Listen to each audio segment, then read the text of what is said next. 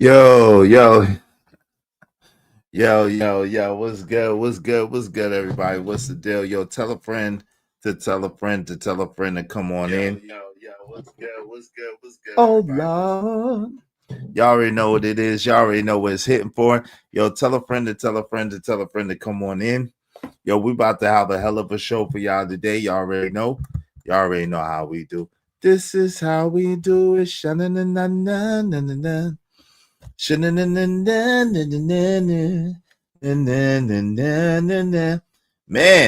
yo, they had me live and I didn't even know yeah, I'm looking on the thing, seeing the replay, and it just showed up for me. So I don't know.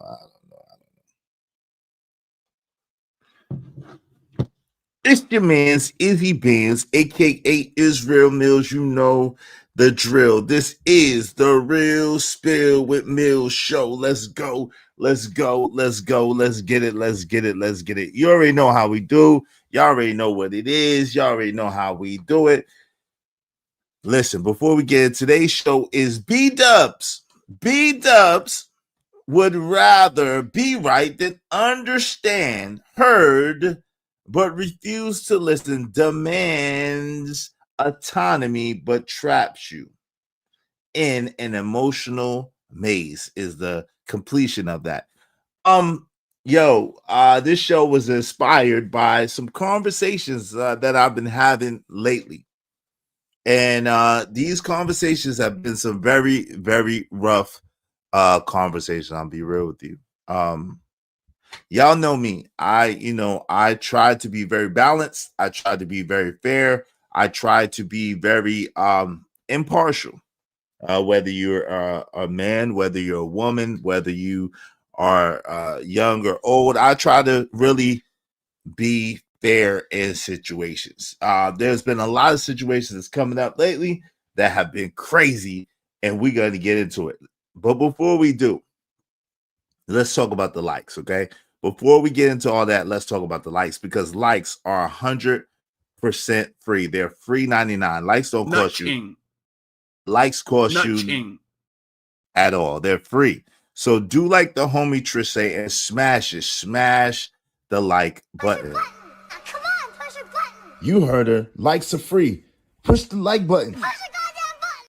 Now, the LIKES, the likes are free, right? The likes are free. But the LIGHTS, the lights, they cost money and they cost money. So if you be so kind, if you feel so inclined, do me a favor. Show me the money. No. Spot for a Glock. I took a loss over floss, but still got a knock. Money! Show me the money. Just look at Yes, sir. Show me the money. Support the show. Support the stream. Yeah, nah. I mean, dope discussions deserve dope donations. Compensation for the conversation. Let's do good business. Okay? Let's do good business. All right. All right. All right. All right. Y'all already know what it is. Y'all already know what it's hitting for. Support, support, support.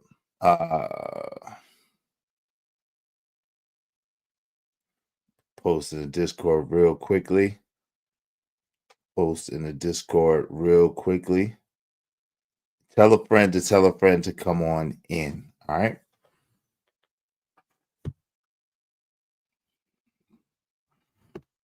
It's really interesting, family, because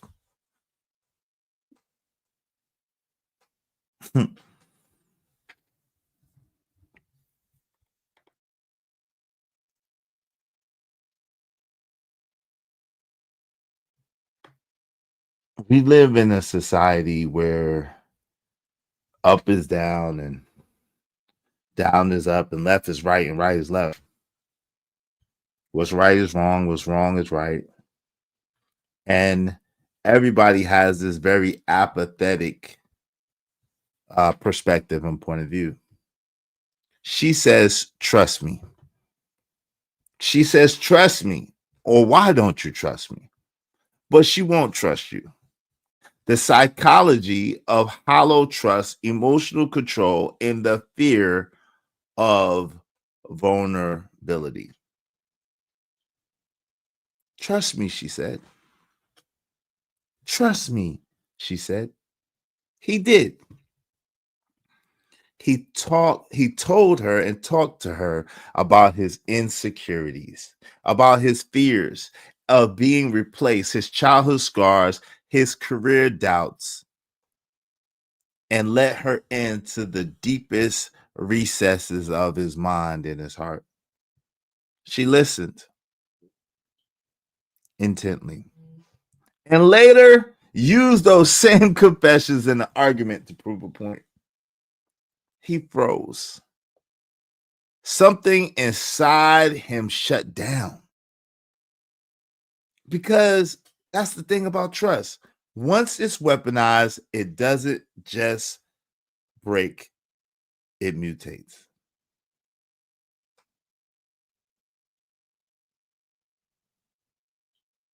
When someone uses trust as a performance rather than a practice, it's not about the gender wars. It's about the epidemic of performance vulnerability in modern relationships. People say, trust me, but they really mean obey me. And I'm sure a lot of you brothers can relate.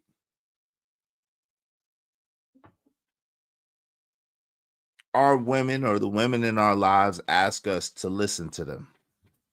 Listen to me. You don't listen to me. You don't listen to me. You don't hear what I gotta say.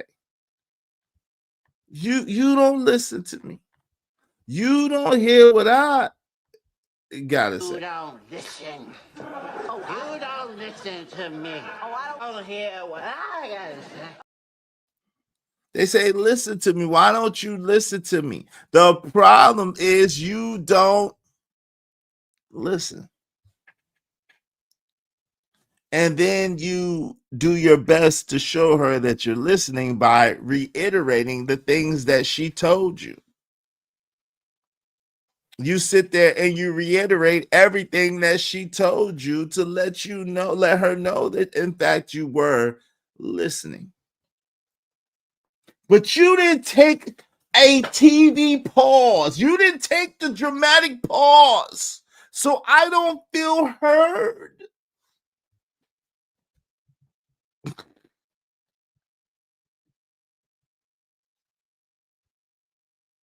Nigga, what? You lost your rabbit ass mind. You didn't take the dramatic pause, so I don't feel hurt. But ma'am, I just sat there and reiterated everything that you told me, and I let you know that I totally understand what you're saying and where you're coming from. As a matter of fact, the way that we got to this particular conversation, ma'am, was the fact that I was bringing to your attention something that I needed you to do. The disrespect is intolerable. It's unpardonable. The way we got into this conversation, the way we got here is I was conversing with you and I was letting you know something that I needed from you. Something that I needed from you to do. And in fact, you sat there and you flipped it on me and you turned it around and then you started speaking. And I was listening intently and you changed the whole complexion of the conversation and you made it about you and what you want and what you need, totally ignoring what I'm trying to bring to your attention.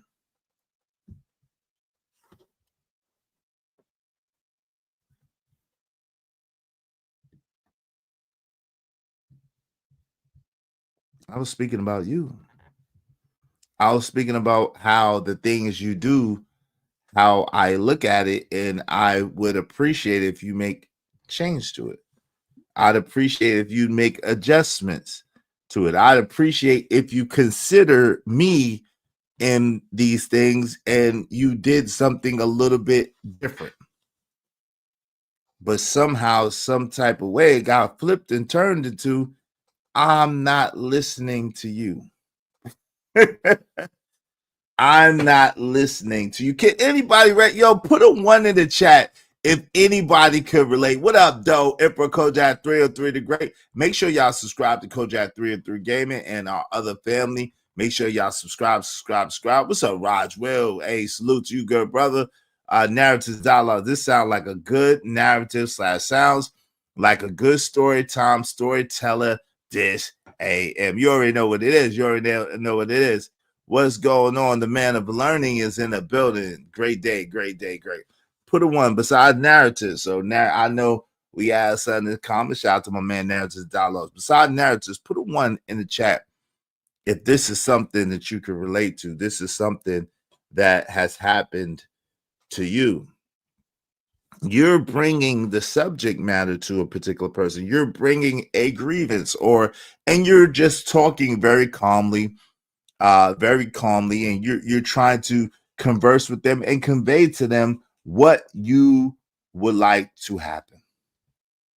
And somehow, some type of way, shout out to my man Cole, he can relate too. Somehow, some type of way, it gets totally flipped around to that person and what that person's particular needs and feelings are. Yo, what's up, JD? Yo, salute. And it totally flips to their it totally flips to their feelings. It's like, well, wait a minute. I care about your feelings, but that was not the subject of this particular conversation. And then they get mad and flustered and frustrated and want to end the conversation.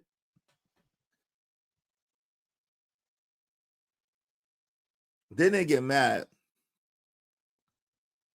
flustered and frustrated, and want to end the conversation. Isn't that amazing? Isn't that amazing? So let's talk about why trust me, that phraseology often feels hollow. It feels empty. Trust me is a statement of desire, not a proof of integrity. Many people say it to calm the other person, not to commit to consistency. Right? They just want to calm you down. They just want to shut you up long enough. I can't even make this up. I'm in the conversation. And they say, "Oh, okay, are you finished?" I say, "Yeah." So they began to talk, and they're not addressing anything. They begin to speak, and they're not addressing shit I just said. They begin to speak and to say their piece, and it doesn't address shit I said, no, brought to their attention. As a matter of fact, they scurried past it. They told me, well, that's just the way it is. So just in other words, like, what? That's just the way it is. This ain't no god doggone Tupac song. That's just the way it is. That's just the way you do. No. So that's your boundary, and I'm supposed to just accept that's just the way it is, and that's just the way you do. But you want me to concede, to comply, to capitulate to what you want done. How does that work? I believe it's only in the mind of women, because I don't know any dudes that could get away with this shit. I don't know any men. Do y'all know any men that could get away with this shit?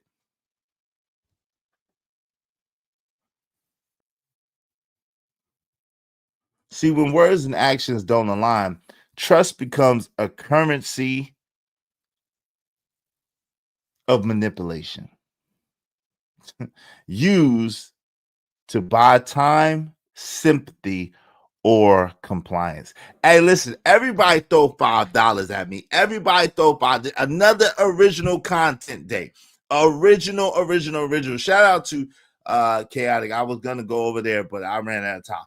Yo, original content. Everybody throw $5. I'm telling you, we gonna bake. We're gonna bake, broil, and roll today. Y'all throw $5 at me. Support the show. Support the stream. You know what I mean? Dope discussions deserve dope donations. Compensation for the conversation. Let's do good business. Everybody throw $5 at us. We got more than enough to reach our goal. We got enough to reach our goal, and we're good. Everybody just throw that 5, and we are straight. You know what I'm saying? If you have more and you could spare more, you like the content, I appreciate you. Throw the 5, support the show, support the stream. You know what I mean? The Cash App during this stream. The Cash App from Izzy Bands. Yeah, bruh. $50. $50. Yo, none, right, Cole? Yo, now just said totally dismissing yours. I was on a panel with a woman. I was on a panel with a woman. I guess he's trying to say I was on a panel with a woman earlier this week, and I was calmer than a fiend who got his fix from the methadone clinic, and she asked all the men a question. Okay, you left us on the edge of our seat with that one. What was the question, brother? What was the question, and what happened? You were on the edge of our seat, brother. See, and a lot of this is based and rooted in the past, right? We have past betrayals, right? When someone was once blindsided, they develop performative reassurance. They talk about trust instead of demonstrating it or actually trusting. Attachment wounds, avoided of anxious types often say, trust me, while secretly doubting themselves or others. Cognitive dissonance. They believe they're trustworthy, and that we know that's a god doggone. You shut your lying nigga lips up because they ain't trust. You can't trust them as far as you could throw them. You shut your lying nigga lips up. You could throw them farther than you could trust them. Cognitive dissonance. They believe they're trustworthy, yet act in ways that confirm the opposite. Saying trust me without consistency is like giving someone an umbrella in a storm and walking away.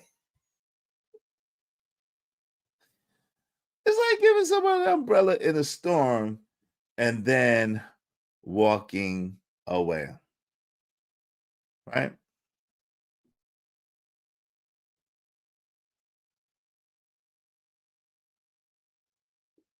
It's wild.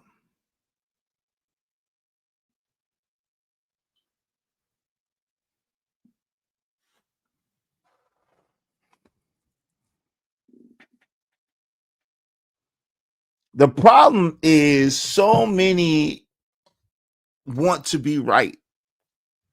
Not be right in the sense of righteous or do right. Be right in the sense of being right to be right. They just want to feel right. They don't want to be understood nor understand. They just want to be right. Shout out to my mans and them Truckiel. Thank you so much. Y'all be like Truckiel coming through, setting it off right. Them women's sit outside freezing with me. 100. Outside freezing with you. Shout out to my guy Truckiel coming through with the come through. I appreciate you. I appreciate you. I appreciate you. Y'all be like Truckiel and support the show. Support the stream. Now, I mean, because of Truckiel, we only need 29 more people. 29 more people, at least $5 a piece. Thank you very much, my brother Trucker Yale. Yeah.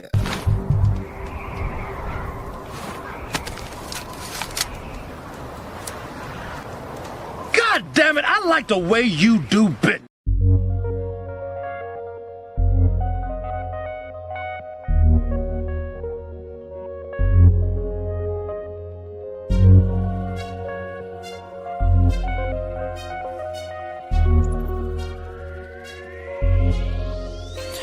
It don't matter what the situation, I'm just tryna climb any obstacle a nigga facing. See it through in due time. It's a marathon, you gotta pace it.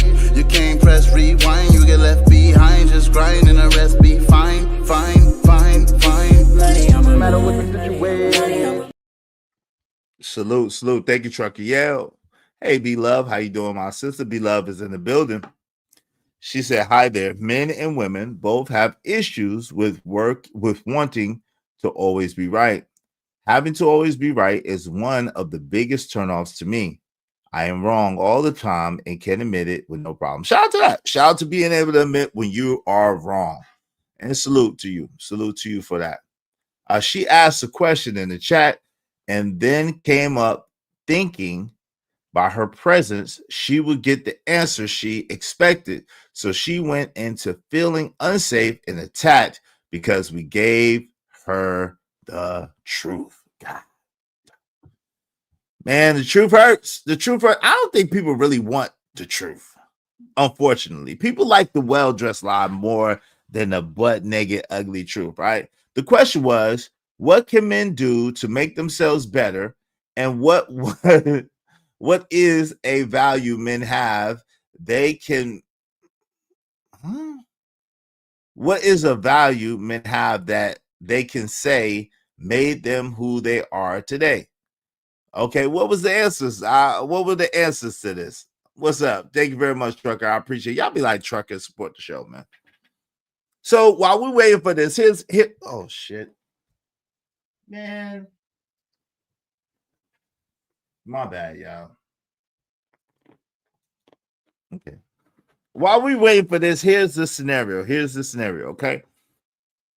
Gotta move this. Let me move this out the way. Oh Lord.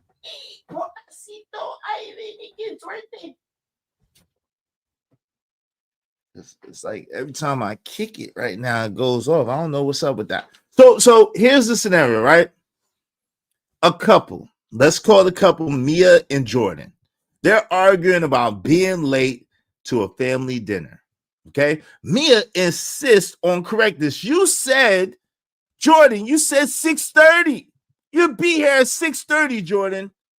It's in the text. I'm right. You're wrong. Own it.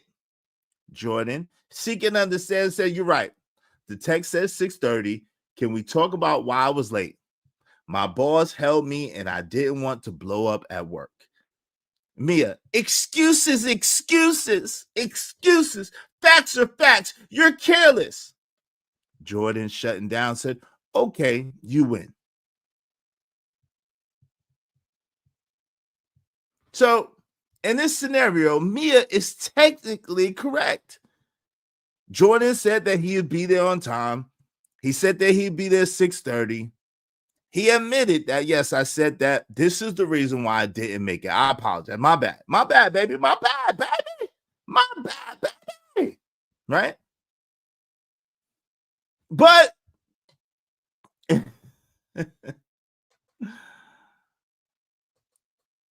Mia is technically correct, but the relationship loses because the tensions are high, the tensions spike, empathy collapses, and the people, both of them, have the need for the feeling of value and the feeling to be safe, and they go unmet. Winning the point cost them their connection. Winning the point cost them their connection. Winning the point cost them their relationship, the ability to relate to one another. When correctness is the goal, or being right is the goal, or feeling right is the goal, connection becomes collateral damage. Right? Connection becomes collateral damage.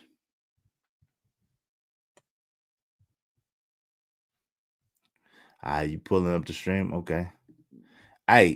Kojak said they want, quote unquote, their truth, which is BS and lies, and it feels good, instead of actual truth, which is correct, proper, and hurts. That's a fact. See, it's the problem is emotional hierarchies, right? See, we all have different emotional hierarchies, meaning the prioritization of certain things are different in each person, right? It's the unwritten pecking order we build in conflict, right? Who's right? Who's wrong? Whose version of reality dominates? Whose feelings count more? Whose feelings count more? And I had an epiphany, man. I had an epiphany, right? And this epiphany, because this conversation happened last night with one of my family members, and they happen to be a B-dub. And I love my family members or whatever the case. Yeah, but hold on, man. I got you. We ain't doing that though. I got you. I appreciate you putting it, but let me get it and then.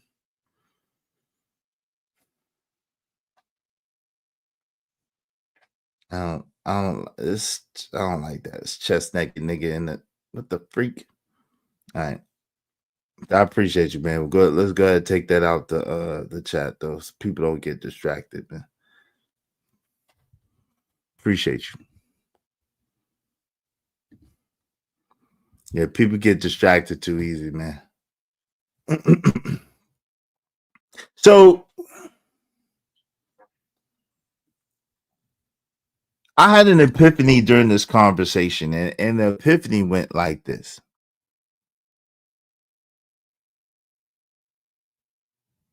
A lot of times, women equate. Let's go. A lot of times, women equate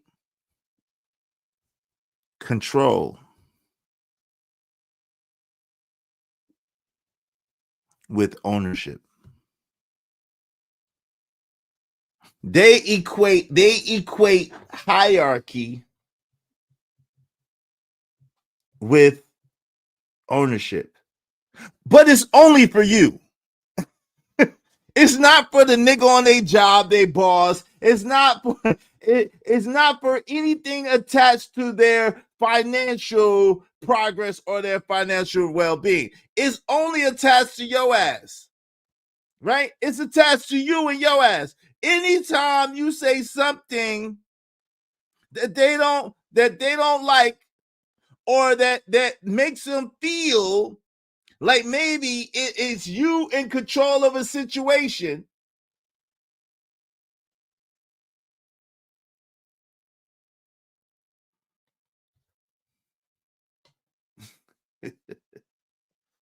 I ain't lying though. Her boss, and I had, it was on Instagram, man. It was a clip on Instagram. I thought I clicked it, but I guess I didn't. That's what I was looking for. But the brother said it. And I had the epiphany, and then I seen the show, and I have to agree. It's like you get the confirmation bias, but it's like, listen, it was a podcast, and he was talking to this woman, and he was saying something to the effect of, yeah, and she was like, well, yeah, men want control, and he's like, yeah, like what's, and she's like, no, she's like stepping out, and he's like, wait a minute, you go to work, don't you? She's like, yeah, and he said, when you go to work, the boss tells you when to come in and when to leave, right? Yes. The boss tells you when to go to lunch and when to come back, when to go to break and when to come back, right? The boss tells you when you can go to the bathroom somewhat and when you can't, right? The boss dictates every single thing. Protocol systems, the powers that be dictate every single thing to you at work. That's control. But you have absolutely no problem with doing what that boss says as long as you're getting paid. But your man, who's supposed to live for you, die for you, protect you, your brother, your uncle, your father, your cousin, your grandfather, whoever that man is in your life, he is expected to protect you, to provide for you, and to keep you safe. And you give him hell if he says something that you don't want to hear. On the job, you're good as long as they're paying you, and as long as you don't got another opportunity, or you ain't about to quit to go to another opportunity. You know how to act then. You know how to act. You know how to behave. You on your best god doggone behavior, as a matter of fact. You on your best god doggone behavior, as a matter of fact, right? I'm married, I'm innocent. Shout out to the innocent trucker yell, the married innocent trucker yell. Shout out to innocent married trucker yell. I got you now, just. Kojak said they want their truth, which is bullshit and lies. And it feels good. Instead of actual truth, which is correct, proper, and hurts. That's a fact. It's a fact.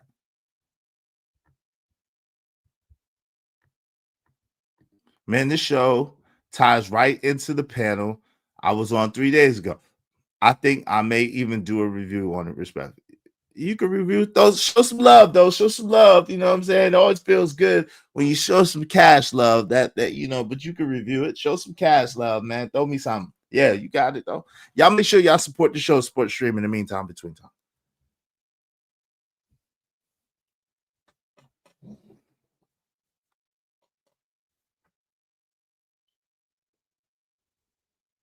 Being right, and this is another epiphany. See, a lot of times when we are trying to, you know, steer the situation, guide the situation, lead in certain directions, right? We're trying to steer the situation. We're trying to guide the situation. We're trying to lead in certain directions. A lot of times it tickles their sensibilities because they use being right as a defense and as control. So they believe that when we're doing it, we're trying to be right as a defense and as a control. It's not a situation of we're just conversing and we're showing and saying what we think and the direction we should go. And no, they're not looking at it like that. They're looking at it like we are trying to hold something over them. Being right as a defense and a control. I am right, so I'm safe. This is their perspective. I'm right, so I'm safe. I'm right. I'm not the villain. Now, yo, how many times if I had $1 for how many times that a woman has said to me, I'm not a bad person. I'm like, yo, what? I'm like, what? I didn't call you a bad person. Congratulations, you played yourself. I'm like, huh? I didn't call you a bad person. I didn't. I'm like, what? I'm not a bad person. I'm not the word. I'm not a bad person. I'm not bad. Like, what are you talking about? Hey, cash, love, this Negro stay. Hey, 24 and some more, brother. Hey, listen, time is money. Oh, appreciate. Oh, so I was saying reviewing that particular stream, but I will support the show. Thank you very much, Narrative Downloads. I appreciate you, man. Shout out to you. Thank you. Ignorant TV, what's up? You ain't lying, Izzy. I know I ain't lying.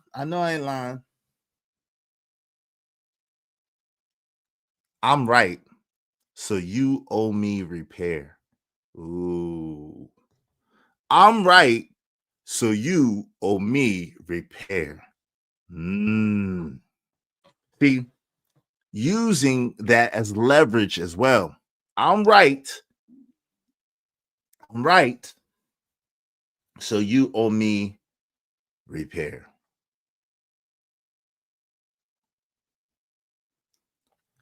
A lot of times, unfortunately, a lot of women see relationships as a leverage play.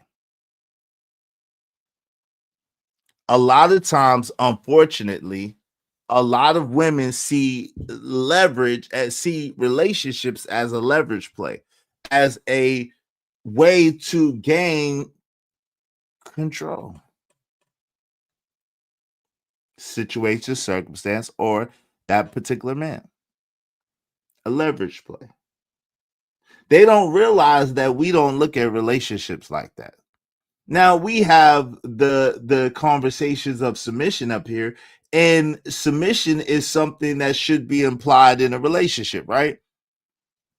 But we don't want to force submission. We want a woman to want to submit and to work with us. Submit doesn't mean controlling her or or in the sense of being controlling. You have to have control over your situation. And there's a very big distinction between having control over your situation and being controlling, right?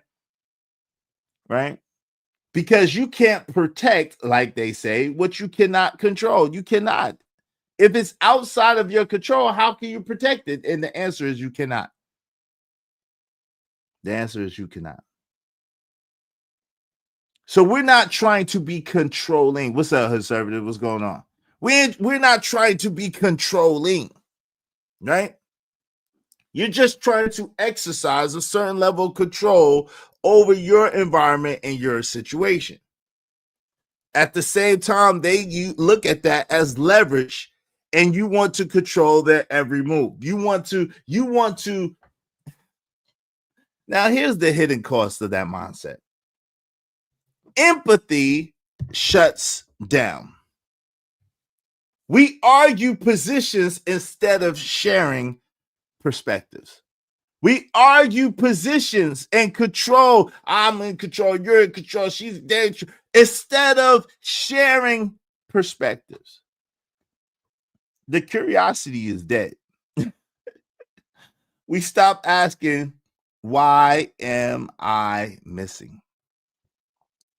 No longer missing. No. Do you miss me? No, I don't. I don't miss you. No. Misconnections. The nervous system reads attack, goes into protection mode, and the intimacy drops. Righteousness secures status. Understanding secures us. Rightness secures status. Understanding secures us. What's up, Bucket 88? What's going on? Bucket 88, TGIF in the building. Good to see you. I'm reading from my notes.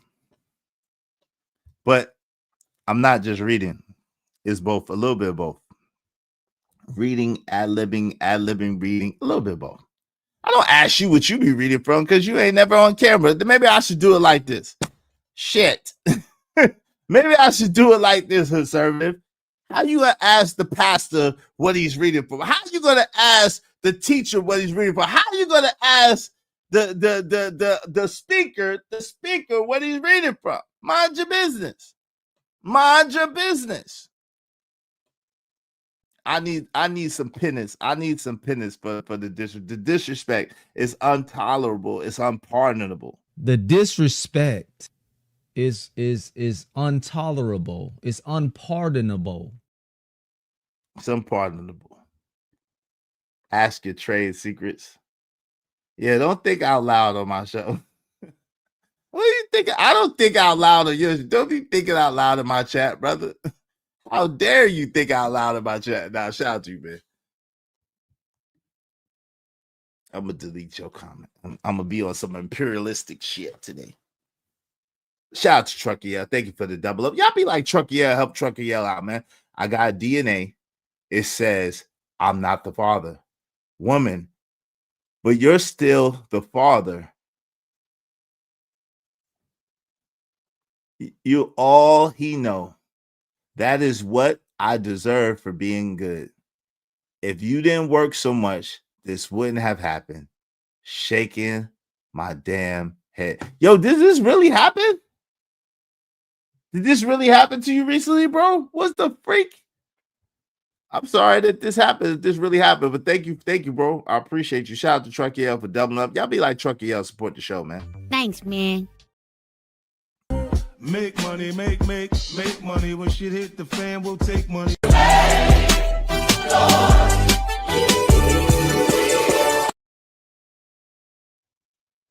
It's how they really think and feel. Yeah, I get it.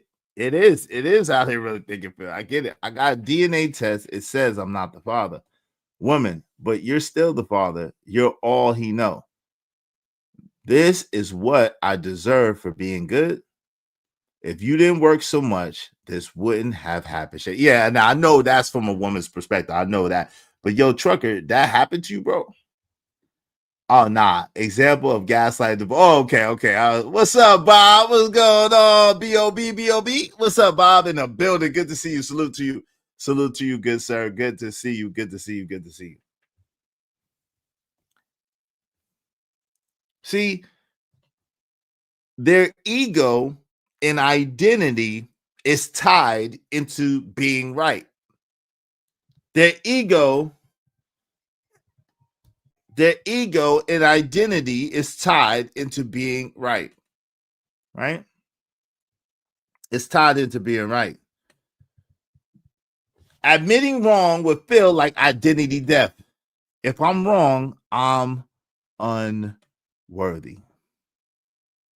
Admitting that they're wrong would lead to identity death. If I'm wrong, then somehow I'm unworthy. These are the thoughts that goes through their heads. Like I said, if I had $1 for every time in my personal experience a woman said to me, I'm not a bad person. I'm not a bad person. Why you make I'm like, yo, I'm not even, what are you talking about? What are you talking about? I don't get it. It's Friday. You know what it means. Yeah, it's Friday night. Just got paid. My Bucket 88. Shout out to Bucket 88. Izzy, Donnell, Mills. Appreciate the message. I appreciate you, Bucket 88 and Trucker Yell. Y'all be like Bucket 88 and Trucker Yell. Support the show. Thank you, Bucket 88. I appreciate that you always give me a new middle name. Thank you so kindly, good sir.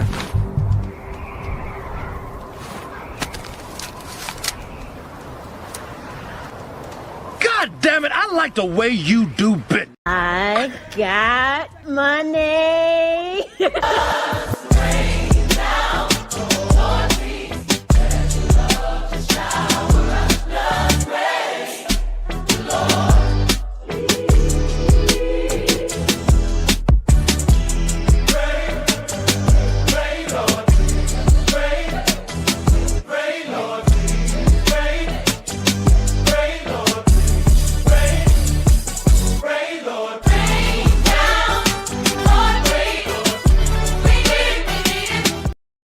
You know how it goes. We be pontificating. Shout out to, thank you very much. Because of Trucker Yell and Bucket 88, we only need 27 more people. 27 more people, at least $5 a piece to reach our goal. Help us reach our goal today. I greatly appreciate each and every one of you. Help us reach.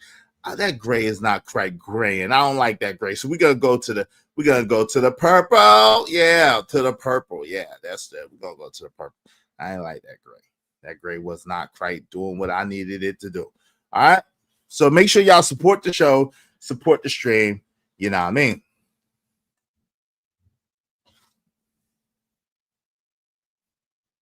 I look like a Jermaine. What the freak? Well, I gotta look. It's always Jermaine's fault. What's up, Wall? Hey, Wall Street Willie in the building. What's going on, Wall Street Willie's world? What's up, brother? What's going on with you? Good to see Ella. Izzy is Donnell Jones. Okay. What's up, OG Sigma 78? What's good, OG Sigma in the building? Chat GPT told me the same thing about my angry opposition.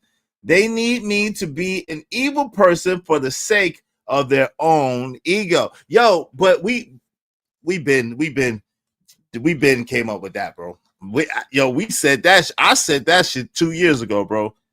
2 years ago. They didn't get enough, but the Chat GPT got it from me, brother. We didn't land on Plymouth Rock. Plymouth Rock landed on us.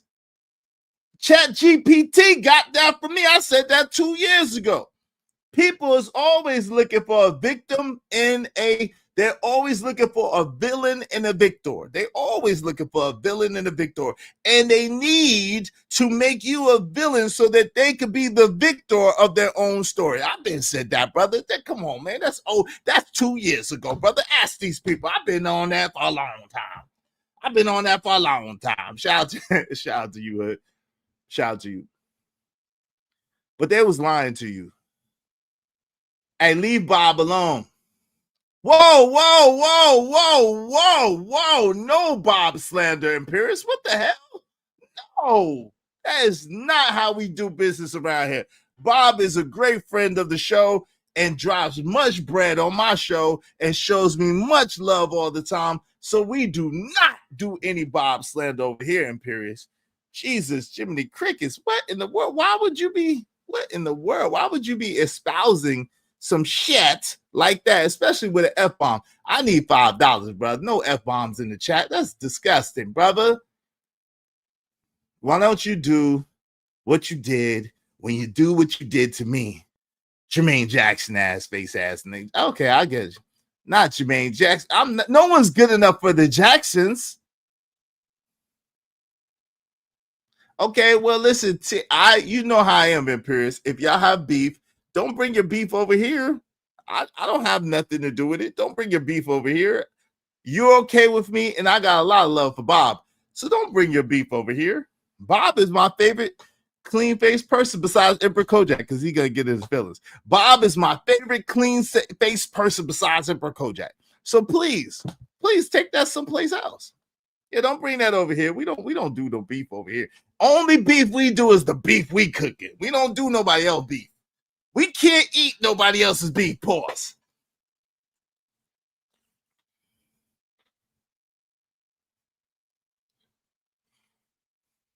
Well, hey, listen, come on, man. You changing the complexion of my conversation. I would like to get back to, can someone do something to make me feel better? Because I would like to get to my conversation that I was having. And I'm gonna open up the panel. I don't want to talk about you and Bob's beef.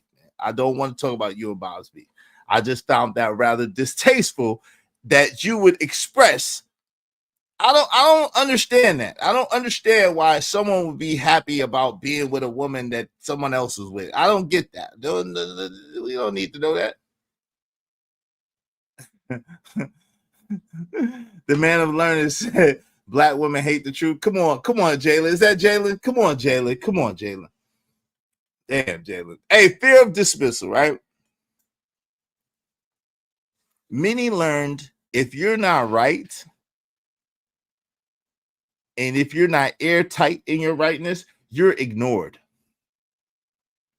So they overcompensate and overprove to avoid being minimized.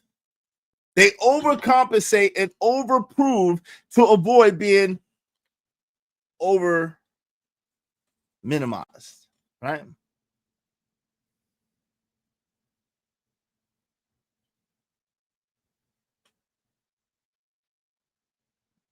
Some of it is childhood conditioning. If your feelings were mocked, do tell. I'm interested in how I have not paid attention to Stephen A. Smith lately. So do tell how Stephen A. Smith is the latest example. I am very curious. Do tell, Hood Conservative. Do tell. I'm about to open up the panel shortly. So do tell, good brother. Do tell. I'm about to open up the panel shortly. Y'all support the show in the meantime, between time, man.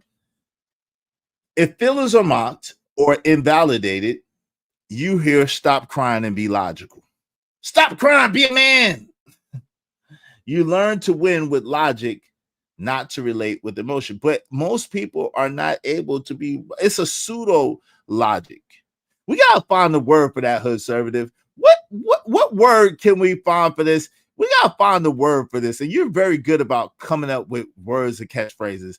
I want ownership. I want part ownership of this word. We got to come up with a word, a phraseology that describes people who want to mask their emotion and frame it as logic, even though we know it's not logical at all. We got to find a word for that. Stephen A. Smith is a dummy. Why do we take him serious? I don't. And he gave light professional criticism of Crockett, and the internet jumped on him, said he had little D energy, called him misogynistic, etc. It's already called gaslighting. No. I don't want gaslighting. Gaslighting is overused. Gaslighting is a little bit different than what I'm talking about. I'm just talking about people who claim they're using logic and they're not emotional, but they still are emotional. So it's not necessarily gaslighting is when they try to make it seem like it's something wrong with you for you pointing out what they're doing or what they're saying, and they try to make it seem like you're crazy. That's gaslighting. So that's if you mean sociopath. I don't like sociopath. What's our Ogo Network coming soon? What's good? Rationalization is the word. Okay, so what are we going to call them? Rationalizers? I don't like that, Free Zone Lou. Intellectual posturing? That's decent.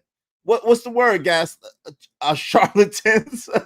I like charlatans. Literally gaslighting, bro. That's not gaslighting, bro. That's not gaslighting, bro. That's not gaslighting. Conservative gaslighting is like if I'm sitting here, right, and I'm humming, and you be like, yo, why you humming? I'm like, what you talking about? Humming? Ain't nobody humming. And I go, and you like, yo, man, I hear the humming. Like, I don't hear nothing. Yo, you must be crazy. You crazy, man. Yo, you wild. That's an extreme version of gaslighting. That's like, you know what I'm saying? I'm trying to make it seem like you're crazy for seeing what you see or for identifying what you already know. That's gaslighting. It's Machiavellianism, essentially. Interesting. What's up, Living Humbly? What's going on? We're describing the same phenomenon. I don't like, okay, so let's say we are, for the sake of just moving this conversation along. Can we find a better word? Intellectual posturing is pretty cool. What my man say? Intellectual posturing is pretty cool. Logic mask, I don't like that. Charlatans is funny. Gas mask. Charlatans is funny. We'll figure something out. I'm about to open up the panel. I'm sure y'all will come up with something. Y'all support the show in the meantime, between time, though. Support the show in the meantime, between time.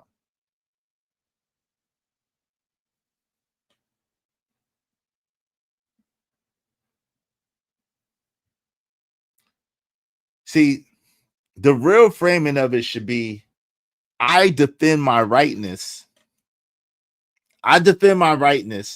To protect the unheard part of me, right? Or the part of me that was once unheard. I protect my rightness to defend the part of me that was once unheard, that unheard child. And someone else said this, I can't remember who it was. Was it AM or someone else? Someone else said this, and it's so true. And we've seen it time and time. I think it was Angry Man, but pardon me if I'm mistaken. I'll be watching from the clouds sometimes, and I get it. Sometimes it gets jumbled up. So I want to give think beards. What? Okay. Them sound like therapy work. Hey, what's up, Rogue? See what's going on, sis? I'm about to open up this panel because y'all are wilding. But someone said this, and I want to give proper credit. I think it was Angry Man. So if it wasn't Angry Man, forgive me. But they spoke about this phenomenon that when people come up here that don't really get to be heard, they just start going a million. Oh, I know who said it. Shout out to DJ. Shout out to my man DJ Witch Doctor. It was Witch Doctor. Shout out to DJ. Witch Doctor. Smart guy, man. DJ Witch Doctor is a smart dude. Shout out to him, man. Shout out to DJ Witch Doctor. Smart guy. Contrary to what everybody else says. So yeah, dissimulation. Interesting. It's kind of free.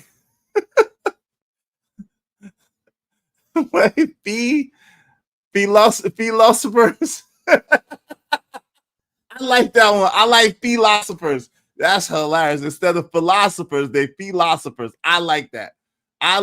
Free. I do like that. No, Free. That's it. This is it right here. This is it. Philosophers. That's it right there. I like that. No, I know. I thank you very much, Imperius. Imperius said the word is dissembler. Look it up. Now I appreciate it, but we're making up our own words. That's what black people like to do. So-called. That's what us melanated people like to do. We like to make up our own shit. Philosophers is perfect. That's our word, Free. That's our word. I gave you the concept. You created the word, so it's our word. I appreciate it. I will be using that now on. So whenever we're talking about someone who's claiming to be logical and claiming not to be emotional, but they're clearly coming from an emotional standpoint, they are a philosopher. They are a philosopher. A philosopher. They're a philosopher. Yes, a philosopher. That's it. A philosopher. No. It's 50-50. It's 50-50. Because you know what I'm saying? It was my idea and his words. 50-50 split. 50-50 split. No 70-30. I'm righteous with mine. Because I would have to get to 70. That if it's 70-30, I'd have to get to 70. You know what I'm saying? If it's 70-30, I'd have to get the 70. So let's make it 50-50 and let's call it a deal. We're about to philosophers. I like that. You tell some men something and they try to use other collateral matters to one up you to take the attention off them. Low shots in SV. No, yeah, give is the 70. Yeah. The 70 would belong to me, but I'm not like that. I'm an equitable brother because I like that he came up with that. It's a dope idea. So 50-50, we'll split it. 50-50. A dissembler is a person who conceals their true feelings, intentions, or beliefs under a false appearance. All right, I'll take 60, you take 40. Okay, that's cool. All right, 60. I'll take 60, you take 40 since you want to press the issue. No problem. 60-40, no problem. I could accept that. I was trying to be, yeah, the standard when you create under contract. Yeah. So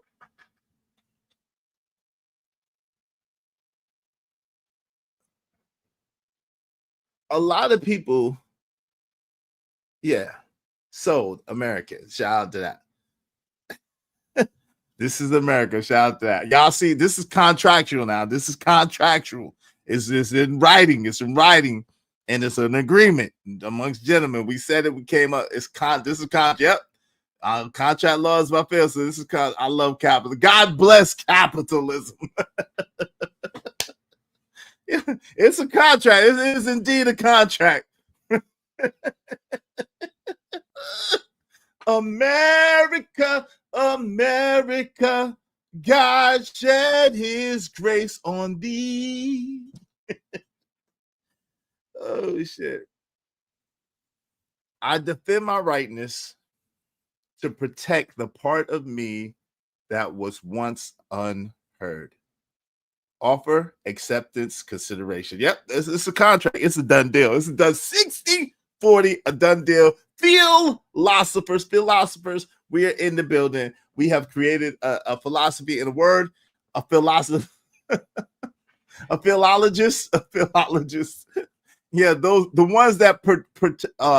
ones that exceptionally portray their philosophy, those are philologists. Yes, the Ray Charles version. I don't know. I ain't doing as good as Ray. America. Hey, yo, I'm about to drop the link, man. I definitely want to kick it with y'all. Y'all are wilder today, so it's gonna be fun. Make sure, listen, no F-bombs though, man. No F-bombs. If y'all say F-bombs, y'all owe me money. I want my money because we gotta hold ourselves to a standard, man. No F-bombs, no doxing or trigger words. Keep your beef elsewhere, but let's have fun. Let's have a good time, man. We can have an intellectual good time. That's how we do over here. We have an intellectual good time because I'm rather enjoying myself. If y'all, you know what I'm saying, I'm rather enjoying myself with y'all today. So let's get into it. I'm sure if Hood has time or Free Zone or narratives, be professional, Hood. Be professional. And Imperious, you can come up if you like.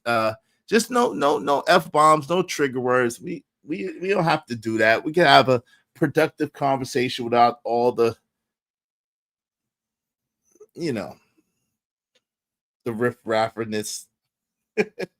Yo, the link is pinned. Repeat, no F-bombs, no doxing, no dropping beef with other channels. Exactly. None of that. None of that. This is not that day. This is not F-Free Friday. This is Philosophy Friday. Shout out to Hood. Hold on. Let me make sure it's you, Hood. I got you. Give me one quick second. This is Philosophy Friday. I'm gonna start a little trouble, just a little bit. Hold on. Yo, Hood, that you? Yeah, check. Check, mic check. What's good, man? What's going on with you? Chilling, bro. You asked me about the Stephen A. Smith thing in the chat, and I think that is a great actual life, like it's a current running story that is a commentary on what you're describing right now, where he's a black man. He's basically been on the right side of things for a while. It's not like he was a MAGA guy. It's not like he was out there on some right wing conservative thing. He's never really waved that flag. He's never really even given all that much inclination that he would even be leaning in that direction. But he does make criticisms of the left sometimes. But he makes criticisms of everybody. His whole career is criticizing everybody. He said some criticisms about Jasmine Crockett. He didn't call her any crazy name. He didn't do any stereotypical Keisha attack. He just asked her, do you think that your current tone and approach, the way you talk to and about the president, is actually going to help you gain anything for your particular constituents? Do you think that's the best strategy? And then he gets hit with, you ain't doing it right. You got to protect black women. You got Lil D energy, blah, blah, blah, blah. Nobody wants to engage with the heart of what he's trying to say, but they all want to tear him down, drag him, kick him, and all that. And then on top of that, expect him to still be on their team after they treat him the way they treat him. How does that help? Not at all. That's crazy. Yo, shout out. I'm gonna give you something. It won't be 33%. 33%. You sounded like God doggone, what's the name on American Gangster? You sound like Tango. Don't be Tango. Come on, Crown. Come on, Kojak. Don't be Tango. No Kojak slander. No Kojak slander will automatically get you banned. Yes, it will. No F-bombs. $5 fine to be paid immediately or get dropped. No exceptions. That's a fact. As your leader of council, I'm entitled to my automatic 33% cut. We're gonna have to talk about that, sir. More like 13%. 13%. Because hey, that's gonna put I only get 60%. That's gonna put me out of business. Yo, Trucker, yeah, wave in the back side, knows you. Wave in the back side, knows you. Yeah, F no F. That's come on, family. You ain't supposed to be putting the muscle on me. You ain't supposed to be putting the muscle on me. Hey, that's going right for legal counsel, man. I'm gonna have to chat GPT my shit. Perplexity. I'm gonna have to fire you for perplexity. 13% shit. The devil is a lie. Come on, brother. Damn, Izzy coming through with his own 3/5 compromise.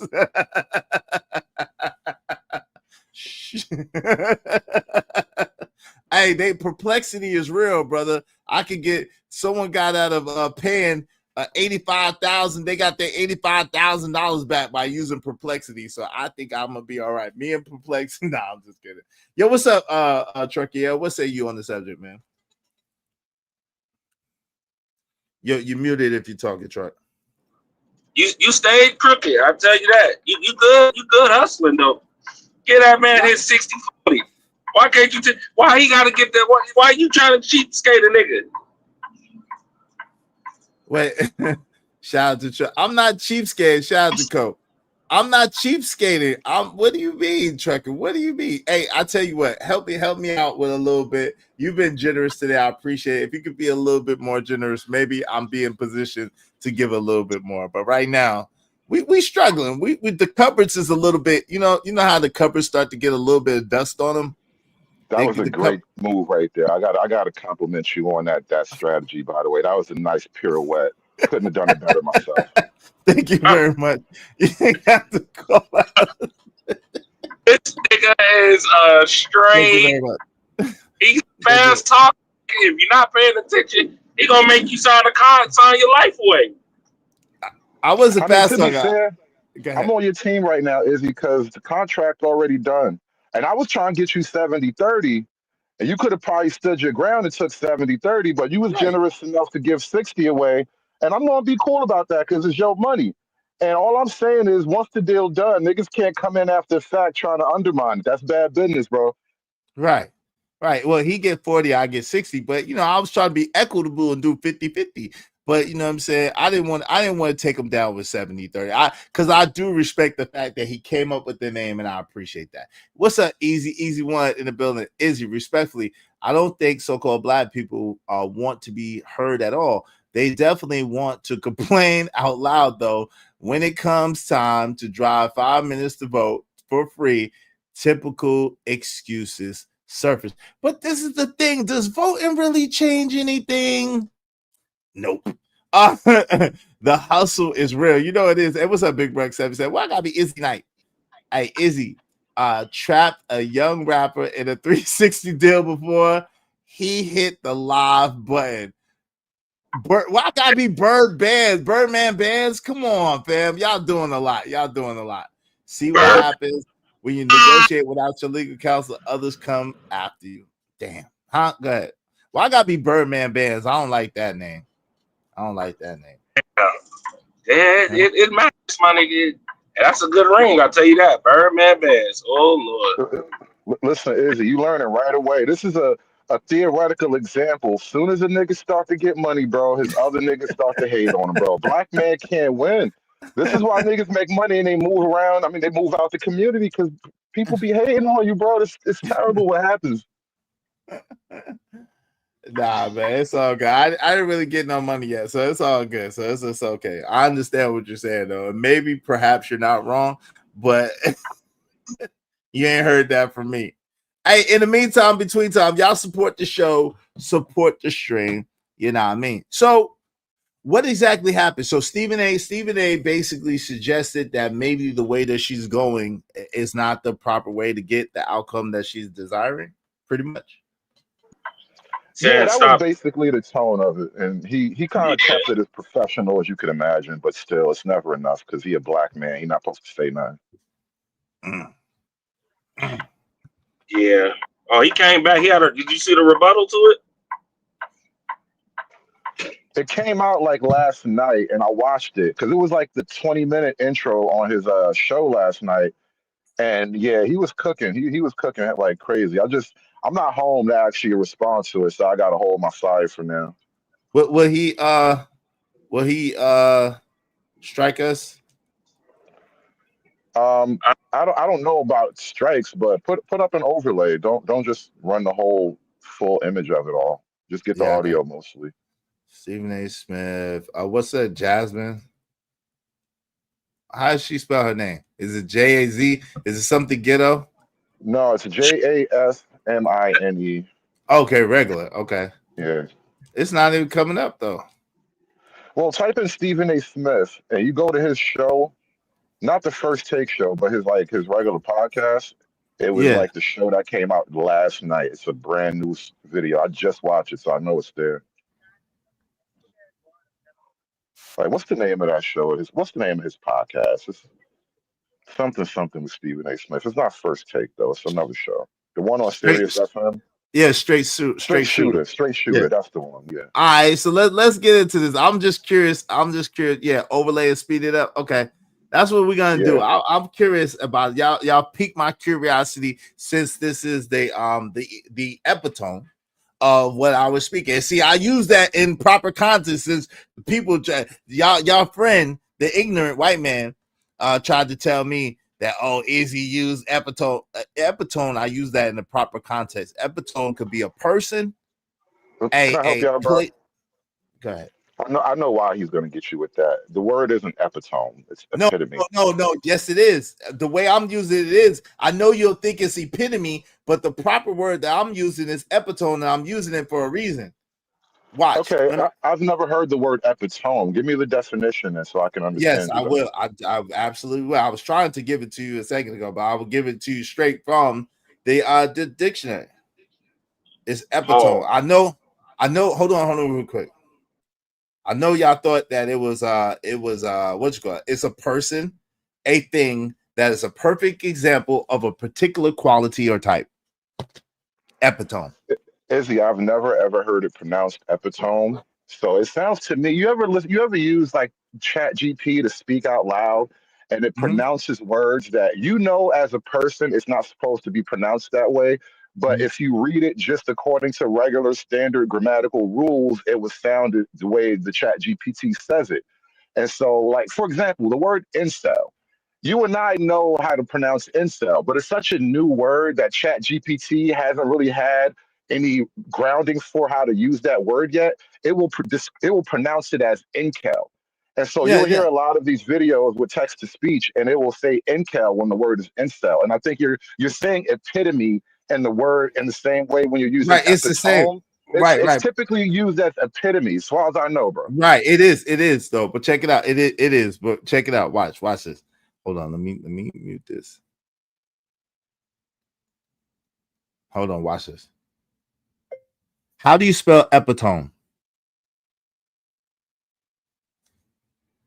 Okay.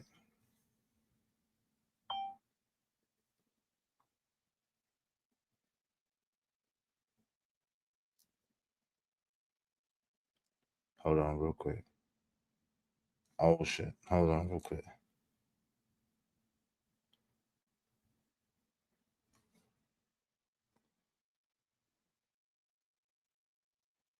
A per.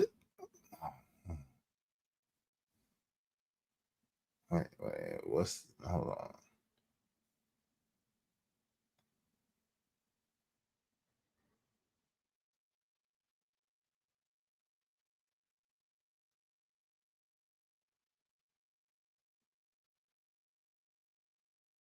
It's right. See, it keeps coming. Watch. It keeps coming. It's epitome, and I know that's epitome. People pronounce it epitome, and that's it. Was epitome as well. Same thing, just All pronounced right, different is ways. this if you say so. Just know I tried to tell you. I tried to tell him. Now look, epitome they spell like this too, with the Y, right? I think the Y So is just an incorrect spelling because when you yeah, get now into the that's what definition, it gives you the proper spelling. the angry snowman, the ignorant white man coming in here to try to tell me epitome.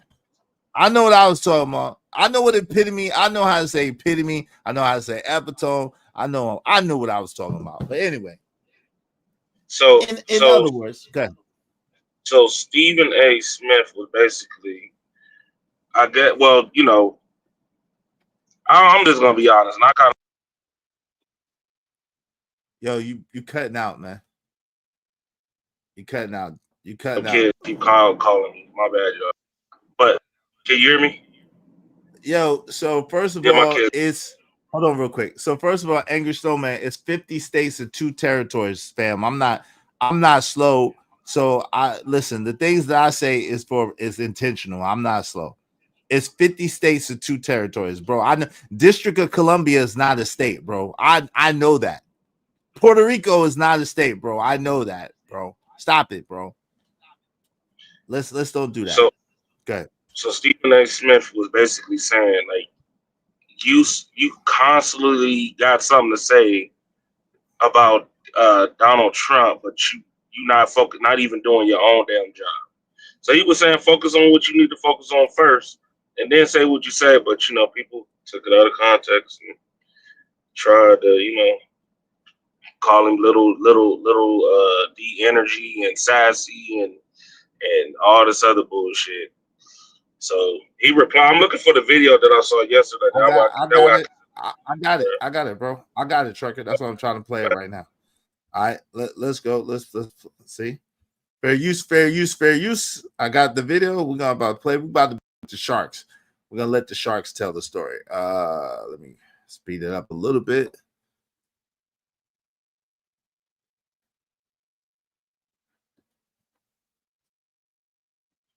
All right.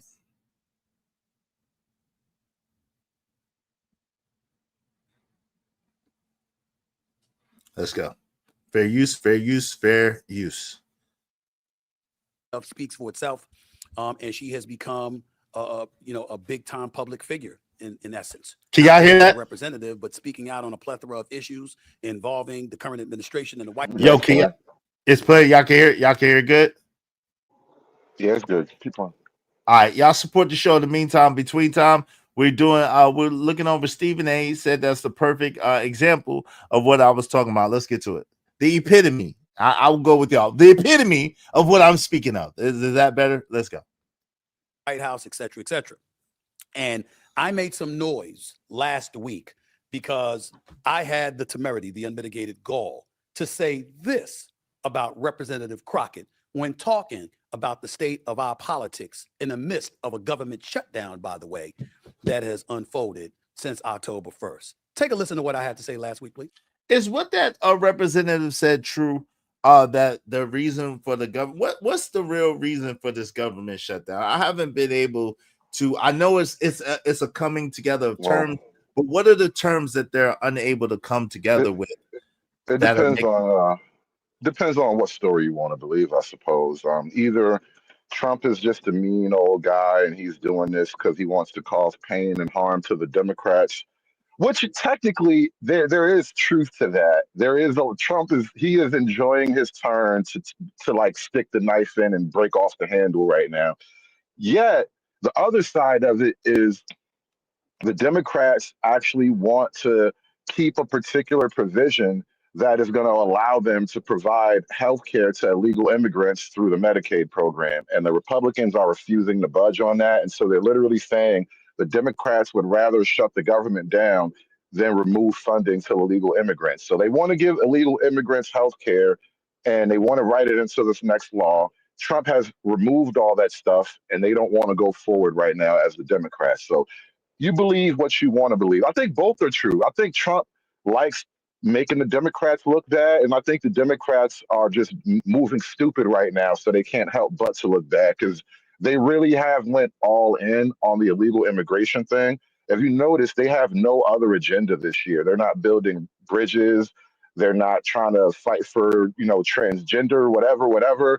They're not even really caring about the gay stuff so much. Everything is being put under the umbrella of the illegal immigrants. So they're all in on illegal immigrants. And Trump, he kind of has them over a barrel with this thing because nobody really likes what's happening. Even a lot of people on the left, they can feel the danger of having all these people coming into the country so much. So it's looking great right now for Trump, but the Democrats are kind of stuck.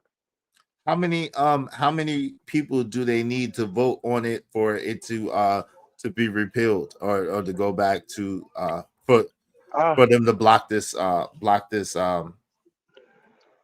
I couldn't tell you the exact number, but just know that the Republicans have all the numbers they need. The Democrats are the ones who kind of need to get along or get on board. That's kind of the way it's looking at. It's the Democrats who have all the no votes right now. Right, but that's what I'm saying. How many I'm yes not sure. votes? Oh, okay. I'm not sure. As far as actual numbers, I really don't know. What's good, Willing to win? Good to see you. 7. It really wouldn't be a problem. Like, you know what? I mean, it's already bad, but the real issue is like y'all fighting so hard to take care of these illegals, but yo, you got veterans out here who are literally disabled and y'all don't do a damn thing. And not even just veterans. You got elderly people that's the same way too. So it's like, how you gonna help people? I'm sorry, how you gonna help criminals, right? And you give them the best treatment, but you give the own people here garbage. Like, folks is tired, bro. Stephen A was right. Like, yo, y'all arguing back and forth. And meanwhile, like this whole shutdown, you know what I'm saying? People losing their jobs, people driving DoorDash and all this other stuff, and over some illegal type. You know what I'm saying? Like, y'all really fighting for this? Like, bro, it's sad that where we're at now.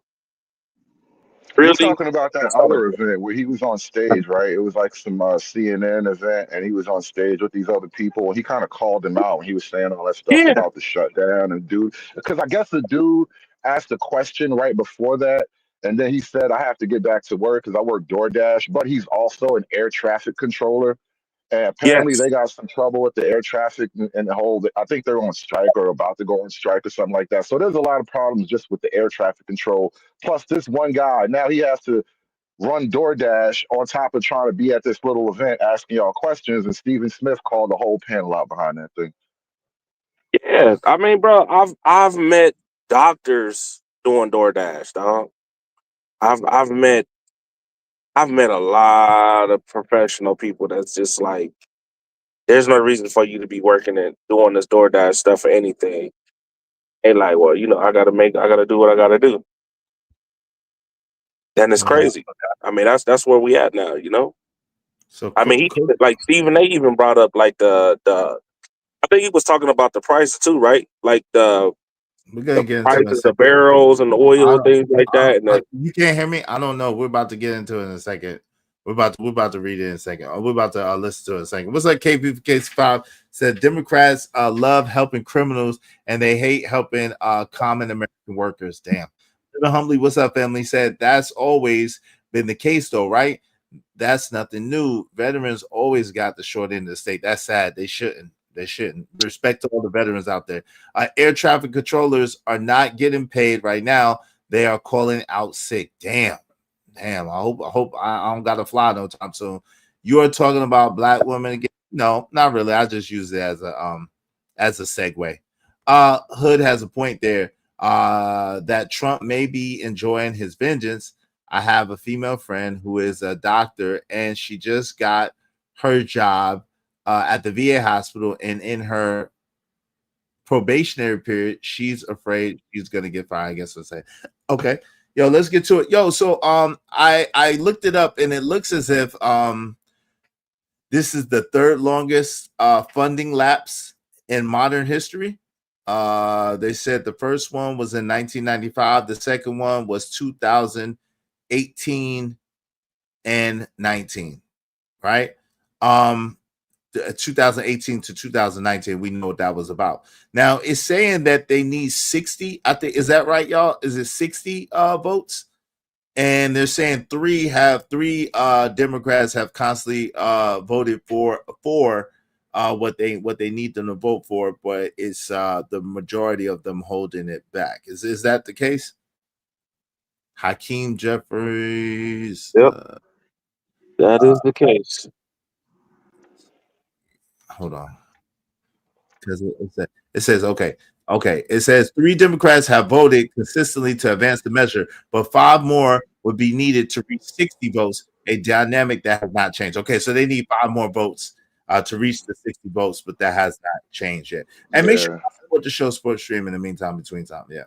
So they need 5 more votes to make it 60 to get to the measure that they need to.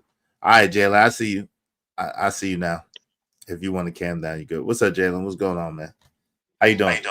About this topic, I'll tell you what's going on with these females in the black community, brother. But anyway, Stephen A. Smith was disrespected by these 3 or 4 black women again. Hell no. Hey, Jalen, you gotta turn off your YouTube. It's like what's going on. Hey, shout out to Kojak through the Great. He said 60 voters in the Senate. He said that's correct. Thank you. He said Hakeem Jeffries is the minority leader in the House. Yeah, okay.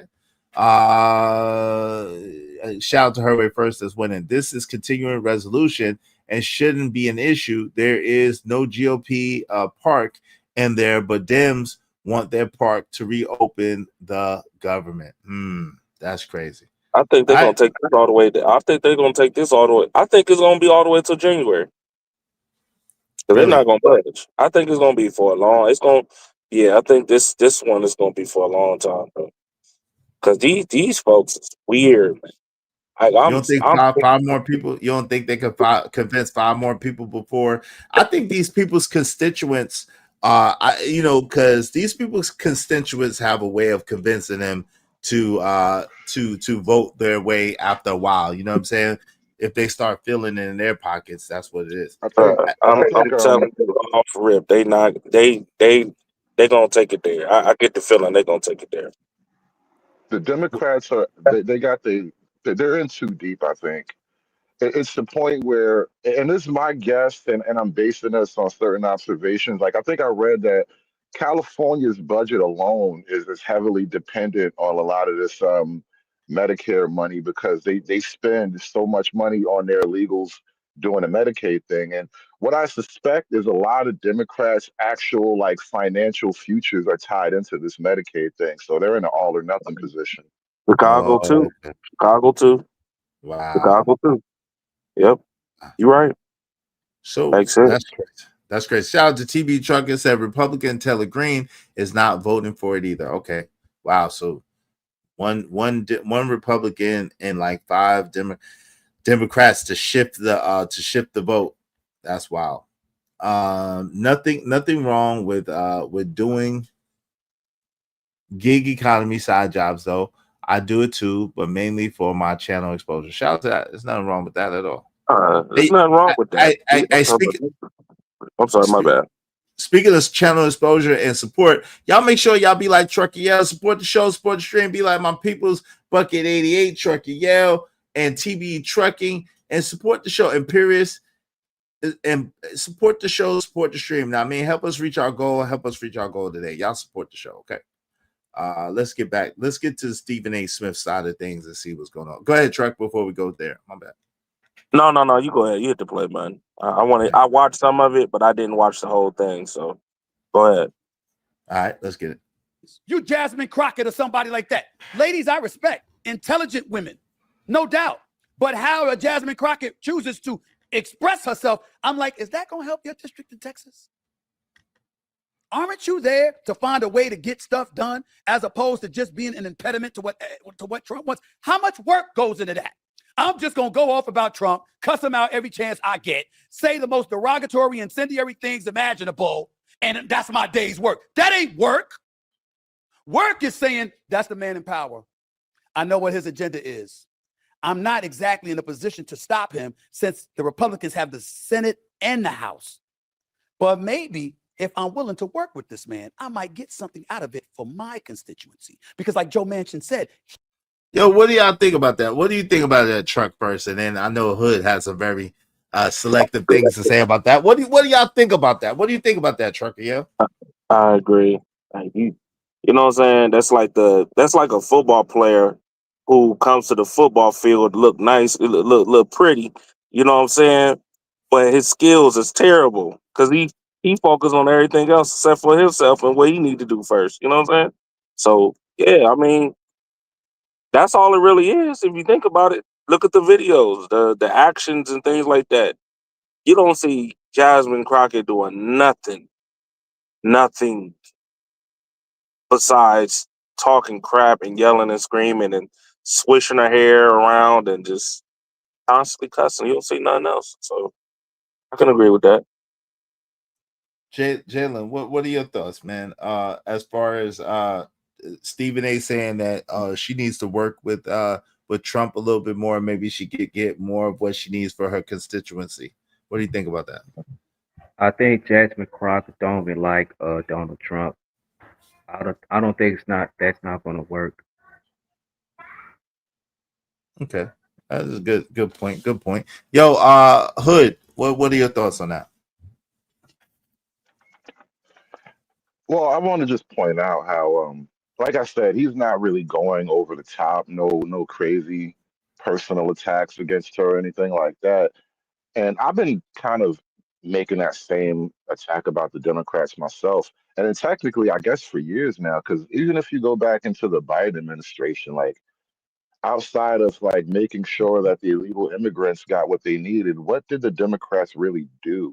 And then if you really want to drill down even deeper, like, Stephen A. Smith is black and he'll speak to the black interest at times. Jasmine Crockett is black allegedly, and she'll speak to the black interest at time. And when you're a part of the Congressional Black Caucus and you're a black elected official, and all you've ever done in the last year or two is help the Latino illegal immigrant community, it kind of just makes me look at this whole black thing like, what do you do all day anyway? Like, what are you here for?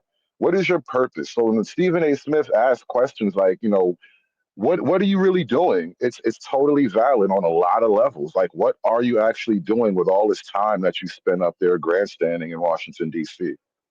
Yeah, makes sense. All right, Chuck, got you. That makes sense. Let's get back to this. That makes perfect sense.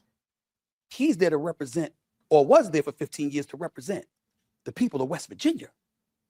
She's supposed to be there to represent the people of Texas. I don't know. Maybe that just sounds ignorant because it's so simple.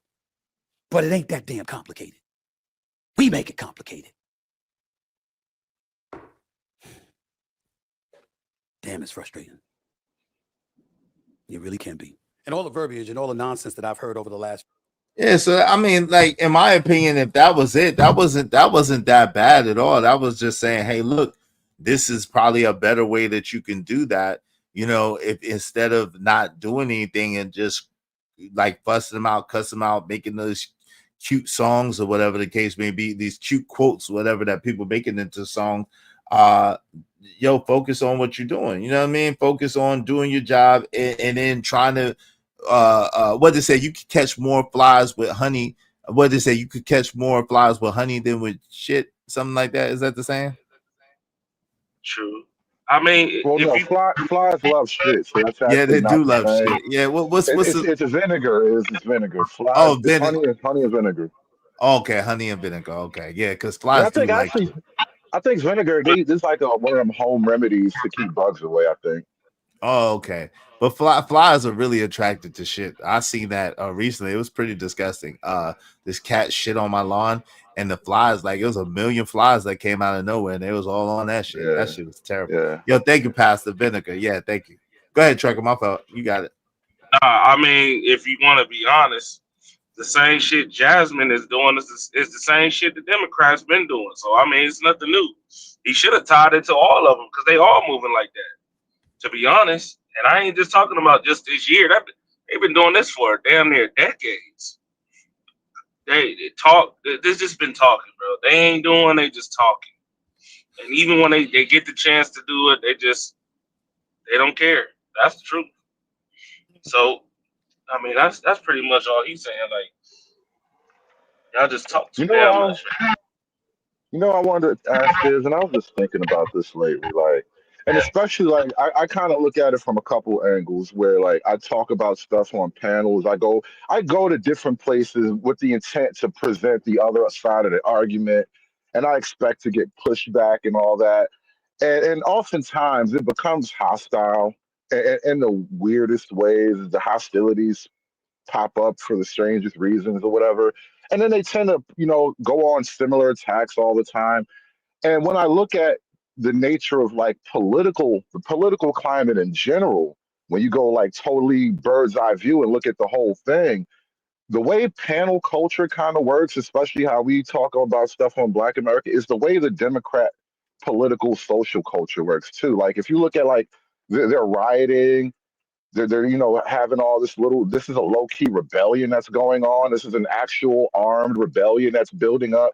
When you look at Chicago or what happened in California when they had National Guard there and they were riding around with Mexican flags and whatnot, and they were willing to beat up and fight people who speak against them and all that. You got this whole Antifa thing, which is literally an organized militia that's actually now officially on the watch list because they are actually operating like a mafia if you look into some of what they do in their territory. And I can't help but to ask this simple question, right? Because life is really simple when you think about it. And this is a simple, inescapable question. Even though you might consider me a bad guy because I ask questions that you don't like, I might have ideas that go against things that you don't like. You say I'm a racist, misogynist, a sexist. I'm all those bad things, right? If you guys are in fact the good guys, why are you so hostile? Why are you so willing to approach violence? Why is it that you can really ultimately back up everything you say with guns and fists, right? And all I want to do is just point out simple truths to you. How does that make you the good guy? How can you be the good guys if you're just so willing to go nuclear? I don't think that's good guy behavior. And ultimately, I think that's kind of what we're trying to understand between the two sides. There's been this long like narrative that the left wing is all the tolerant, nice, welcoming people, the wholesome people, right? They're the loving people. Because remember, the right is the hateful people. The left wing is so loving and caring that they literally made hate a crime. They outlawed hatred. That's how loving and tender the left wing is. How can you be the good guy though? But this is the thing, right? So I can't help but and I know you're not talking about me personally. I know that, right? Let me put that out there. As a person that doesn't subscribe to either or, it's kind of hard for me to identify, right? Like I think that they're two wings of the same poisonous bird. I don't think like I think that in order for any politician, any regime to have your best interest at heart, you need to lobby. You should be supporting them and having them to support your interests for your support, for your financial support. You see what I'm saying? So, and being that a large percentage of us don't do that, most of our interests are not being dealt with or being prioritized. And I think that's what I think the simple thing is. I think there are no villains or no victors here. I think that there are people who are doing what they do and people who are playing the game and then people who are not even in the game at all. That's what I think.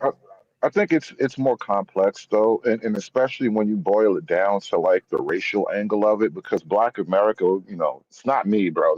Black folk love to do the race thing. And from a racial perspective, Black folk have chosen a side. And not only have they chosen a side out of like some type of practicality, but they think that one side is just genuinely the good people, Hold on real because the quick. other side is Hold on real racist, and quick. that's what Give makes me them one bad. quick. Give me one quick second, Hood. Big Money Trucker. That was not word salad, family. If you let me make it clear, since you are I don't believe in the right or the left. Period. I'm not a part of either one of those. I believe in voting for, supporting those who have my best interests at heart. The only way in America for those who have your best interests at heart is for you to lobby and to pay. This is essentially what I just said. It wasn't word salad. It was very succinct what I said if you was listening. But being that people have very short attention spans, you didn't listen, you didn't hear. It was absolutely succinct what I said. Go ahead. I apologize. Conservative. I just had to address that real quick. It's crazy. Well, I guess my only real point was that Black folk have chosen a side, and by and large, Black folk do believe one side is good, just generally speaking, and one side is bad. And my whole initial questioning, it was just to question that very concept. How can that side truly be good?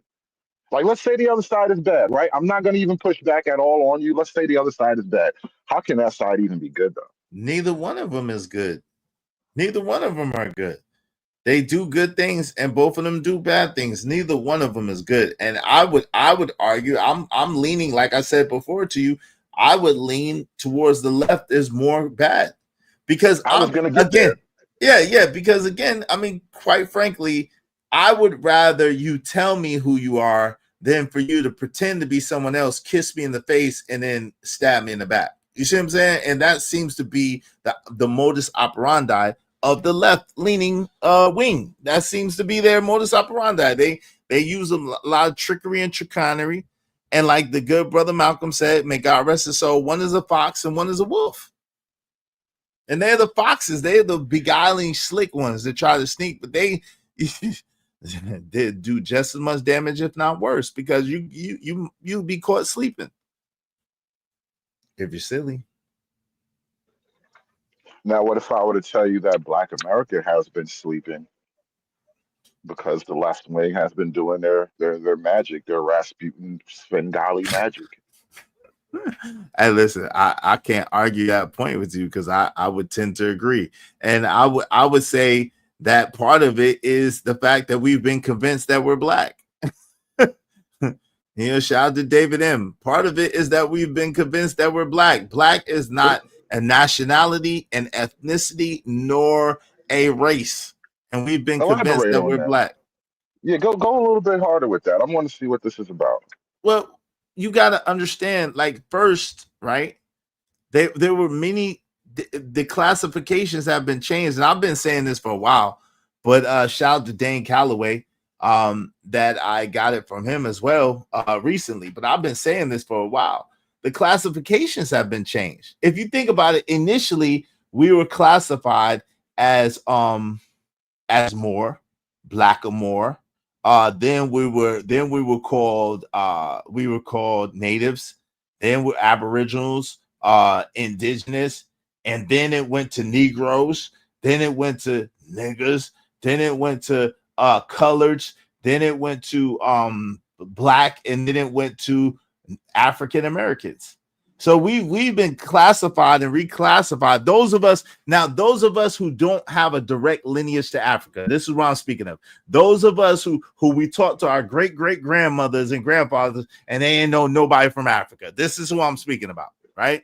Because there's some of us who family members come directly from Africa, and we're a lineage of them. I don't have any of those in my family, but there's some people that do. So I'm not speaking about those people that look like us that have that lineage. I'm talking about those people that look like us, melanated, been here, family been here, and don't know nothing about Africa. You know, it's funny you went there because the other night I was over on Witch Doctor's channel. I'm gonna probably review this later when I get a chance tonight. But I was on Witch Doctor's channel, and I was up there for hours actually because it was a long night. I had to stay up all night. But I got into an argument actually with Philosophical about that very narrative about all the identity changes. Mm-hmm. And I didn't even go as deep as you did. You listed a lot more. But the point I was bringing up to Philosophical, because they was arguing about Black history. And I'm like, listen, a lot of that history is really cat. They just be hustling niggas with that shit, basically, is my point. And I started bringing up that whole thing about, so what's our real identity then? Because, first we was Moors, we was Black, we was Indians, Mm-hmm. we was here forever. We came over here on a boat. We was always kings and queens in Europe. Like, what's the real identity? And I had this whole argument with Philosophical because he couldn't actually give a definitive. He said, I know I'm a Moor. Like, he was claiming his personal individual wisdom, but not a definitive claim about the entirety of the group. Which But is you know kind of what? it's still an open question. Like, and this is one of those things that get used against Black people to lead and herd Black people down. Right, but certain that's the paths. classification, because Black is a catch-all. That's why It is. Black is a catch-all, and so they have done a masterful job of doing what they have done, right? So when you're mixing, like, when the people, there's a lot of different people who came here, right? And they've been mixing with each other. So this whole idea of a pure anything is kind of ridiculous to me as well. The whole idea of an FBA is ridiculous to me. It doesn't make sense to me at all. It sounds like an oxymoron. However, this is the thing. There are some people who are here whose lineage ties to Africa. I think very few compared to the people who are here whose lineage is here. However, because they moved people around, because people have migrated and moved and came and gone and so forth and so on, it's so convoluted and so entangled that it's hard to detangle. You ever get some cords tangled up, like some real cords, and they get tangled in there? It'd be damn near impossible to break them apart. Sometime, and I'm keeping right in line with your analogy here. Sometime you have to cut some of those cords to actually detangle the entire thing and use what's useful. And I argue that's exactly what we have done, which is why I don't really take issue with the FBA thing. I don't bang it. I'm not going to be one of them niggas out there going ham on it. But I do see the logical chain of connection between now and then. This is why I make the blood and soil argument for Black people as well. Because, like, you can't tell me the slaves got worked to death. They got, hit in the head and thrown down a nigger hole and all of this stuff, right? But we don't have blood and soil claim to this land.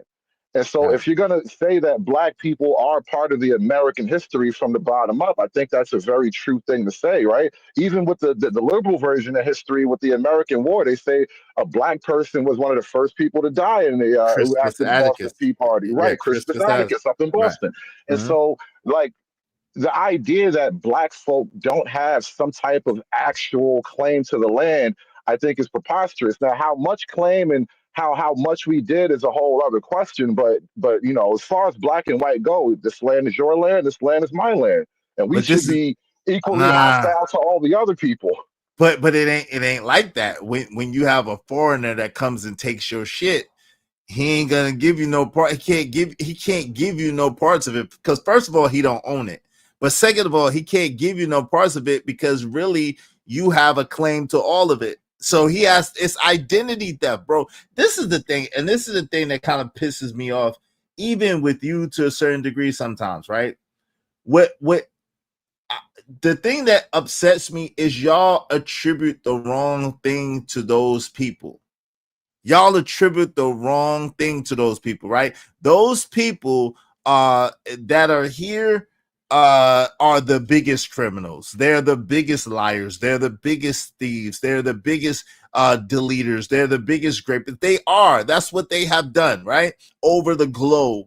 So if we're gonna be honest, we have to be honest and we have to call it what it is. Now, are there some good people that look like them? Absolutely. Some great people. Are there some bad people that look out like us? Absolutely. Some terrible people, right? But there's also some good people that look like us and some terrible people that look like them.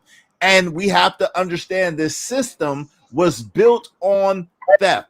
It was built on identity theft, and it was built on Trucker. Trucker. Your mic is sounding terrible, bro. Trucker. Hold on, I'll mute you real quick. Your mic is terrible, bro. It was built on identity theft, and it was built on theft. And so they stole the land, and then they did identity theft to make sure that the records were scrubbed, so they're not gonna get. It's no sharing. The only revolution is through blood, bro. That's it. The only revolution, said Malcolm X. The only Revolution way for it's a what? revolution, meaning land. Revolution is about land rights, bro. I don't know if you know that. Any revolution that's been fought has been fought for the land. And the only way to get it is through blood. That's what it's not that we worked and shed blood. No, we gotta fight and shed blood if we want the land. I'm not. That's it. There's I'm no not ifs, ands, or sure. buts about it. I'm not sure how we got on this particular thing about a revolution. Like, why should black people be in a revolution? Why should we be in a revolution versus enjoying being citizens of the best country since Atlantis, basically? I could understand that, and I don't argue that. I'm not calling for a revolution. What I'm saying to you is this sharing is that's the first thing that you have to understand. You might be able to get your little piece of the pie, your little slice, as you will, and carve out your little. If you're okay with that and you're good with that, then you're gonna be good. But if you want more than your little piece or your little slice of heaven, whatever you call it, then you're gonna have to fight and shed blood for it. That's it. That's all I'm saying. So listen, I'm with you. If we can live and let live and have a peaceful existence and raise our family and have our families be good, I'm all for that. I'm all for that. At the same time, what I was trying to get you to understand is if you're talking about equal rights on a land that's been stolen, there's only one way to attain that. I think I reject the use of the word stolen because, like, Okay. let me tell you why. To steal implies there was some secretive behavior. You know, somebody wasn't looking, somebody was asleep on the job. You know, me and my crew of thieves, we had this elaborate plan to break into a Las Vegas casino and steal millions of dollars, right? That's not what happened. It is Conquerors partially. conquer, No. conquerors conquer. Whether by hook or by crook, this land was your land. This land is my land, and now we do what we want with it. That is the way it No, simply but it's goes, not. brother. But hook or crook. But if you say a hook or crook, then you can't disavow the crook. It was a Because crook. Hold on. It was a crook. It was a multiple crook. It was treaties signed.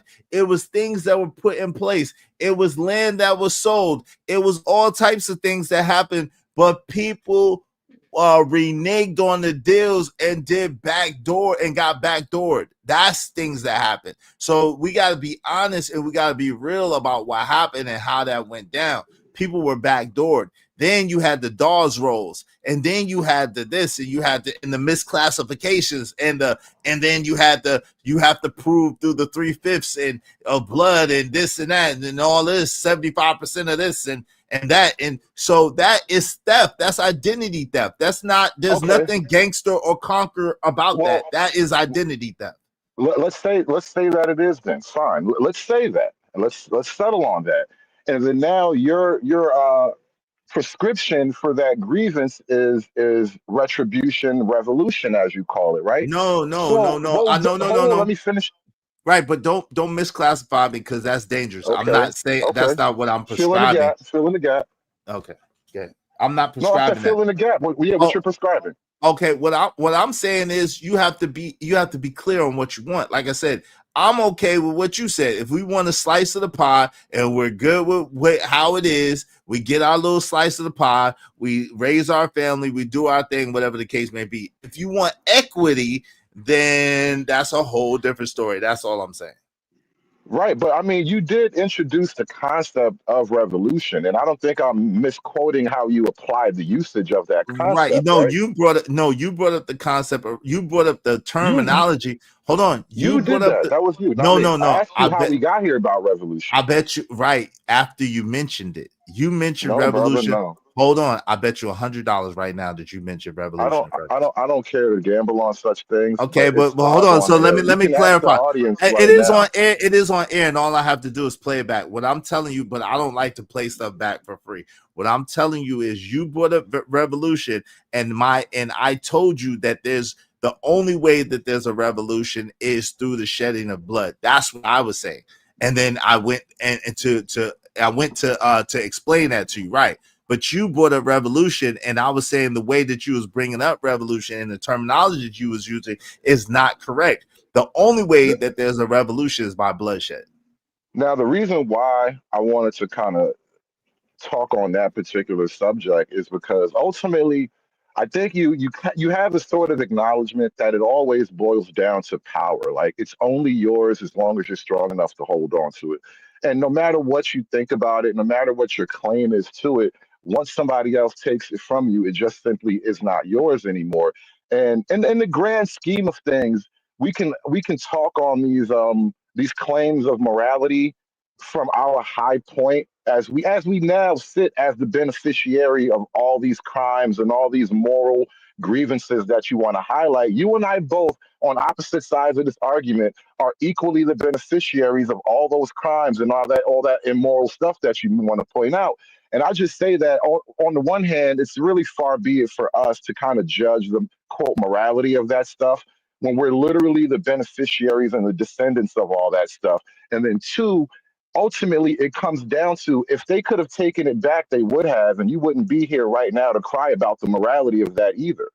But that's what I'm saying. That's it's not a genuine argument that you're making. The first thing is this: we're not the beneficiaries of it. If we were the beneficiaries of it, then we would have what they call air property. We would have land rights. We would have certain rights that we don't seem to be able to enjoy. So we're not the beneficiaries of it. Number one. Number two, it's a ridiculous claim because it's like saying you come into my house and you take over my house and then you give me the closet in my house, and because you decorate the closet to be a nice closet, all of a sudden my situation is better because I have a nice closet. No, you took over my whole house like it was my house. I was living it the way I wanted to live it. I was doing it the way I wanted to do it. And you took it from me. You acknowledged me out of it. You hustled me out of it. And then you're trying to sell me this false sense of the closet is better. No, it's not. The closet is not better. I'd rather have my house. I think you're losing sight of a little hypocrisy I'm trying to point out to you, right? So it's like this. You want to now use the moral structure and the moral arguing of the system that was established by the very conquerors that you say are immoral and have no legitimacy.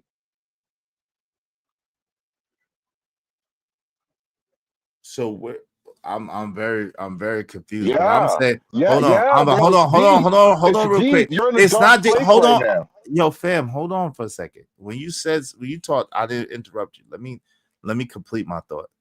No, I'm not in a dark place. And what I'm saying is what you said was nonsensical. What you said was nonsensical. I said the issue that I have with you at times and your elk is you make it seem as if these other people are morally adept and moral people, when in fact they're not. They are the greatest of the worst things that have been predicated upon man, the things that they have done, their ancestry. They are the beneficiary of that, whatever their ancestors have done, and they're the beneficiary. Are there good people? Yes, some of them. Are there bad people? Yes, some of them. And that's why I went into, but like to conflate the argument and to try to make it seem like I'm complaining about anything, I'm not.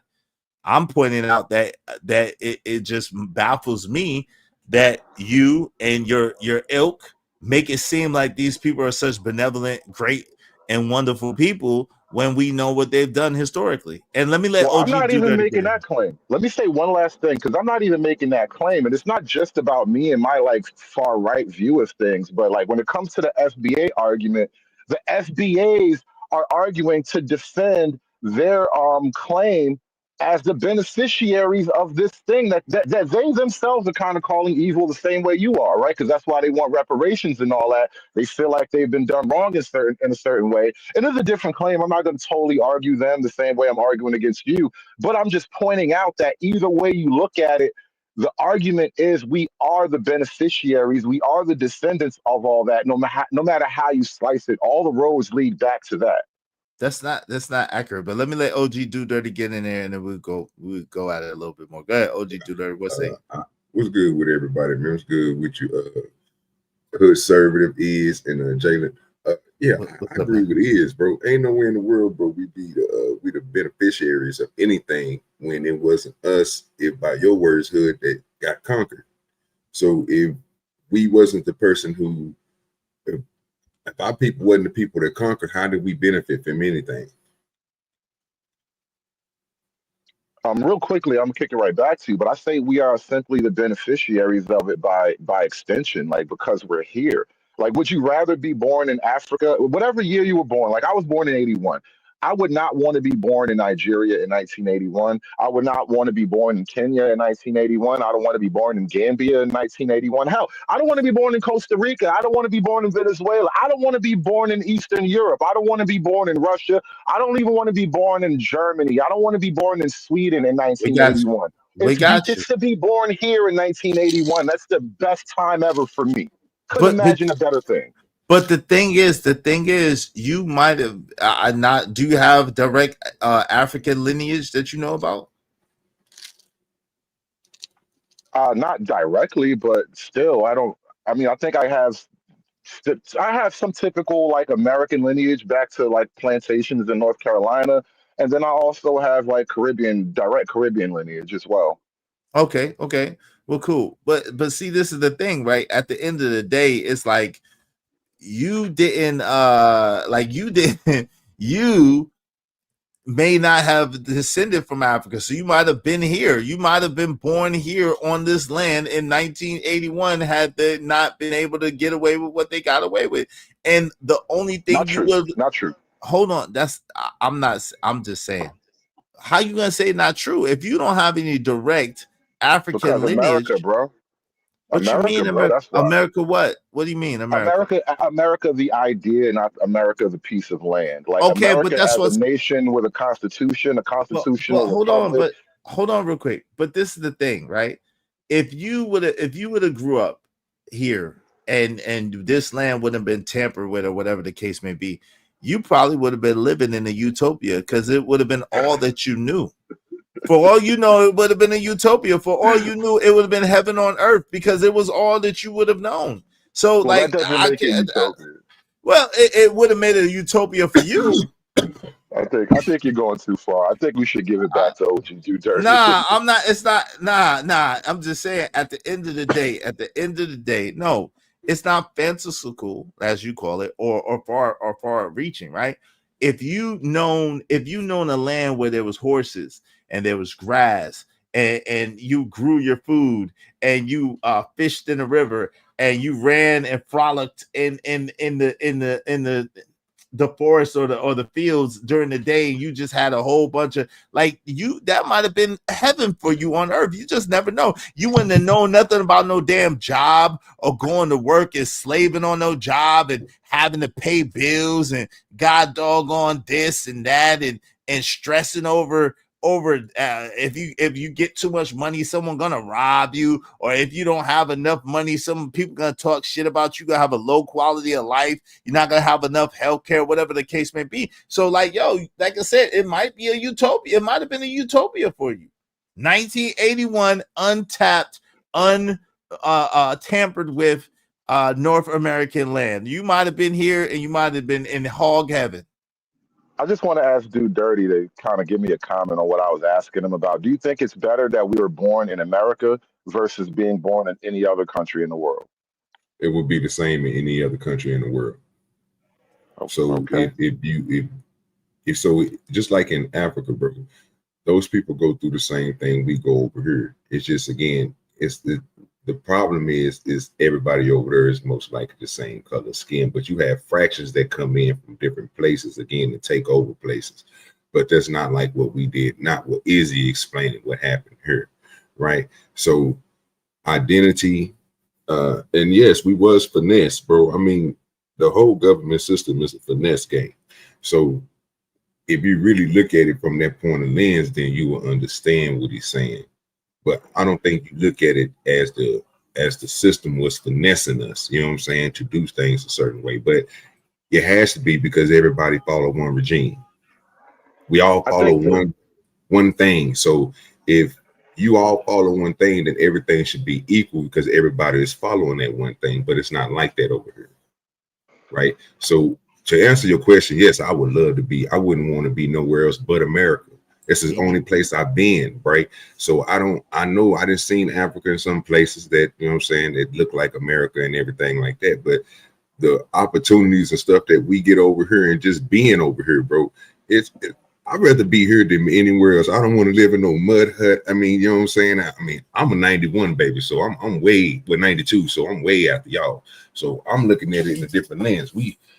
We had everything afforded to us. It's just certain little things that's stopping us from doing what we need to do. And it ain't the old stuff with the reparations and all that stuff that ain't holding my generation back. What do you think is holding your generation back? I'm just curious. Self. That's it, bro. Self, bro. I mean, because you basically get everything now. You might have some, like I say, even in my business, bro, I got ways that they slowing me down, but I can't go past those hurdles. What I can do is bend around those hurdles. Basically, which I was saying earlier, I think I was listening to a conversation, and I don't mean to go too far back, but y'all was saying, I think Trucker Yale brought a good point that doctors was out there still doing Uber, bro. I mean, your means of living, how you live, your big old house, bro, the stuff that you go through, you know what I'm saying? Whatever your situation, you might be paying for 3-4 people, you know what I'm saying? Stuff, you know what I'm saying? Your mama, your sister, and your brother, because you're the only one out of the family that was successful. So yeah, you might have to make sure you might have to get out there and do a little Ubering. You know what I'm saying? Do a little Lyft. You know what I'm saying? No doubt. Give me 1 second. Let me read this super chat. Shout out to Romello747 Beck. I appreciate you. Y'all be like Romello747. If you want your comments highlighted in red, I try to get to everybody at least once, maybe twice. Some of y'all 3, 4, 5, 6, 7 times. Make sure y'all support the show, man, so we can keep this show going. Support the show. Y'all working my eye springs.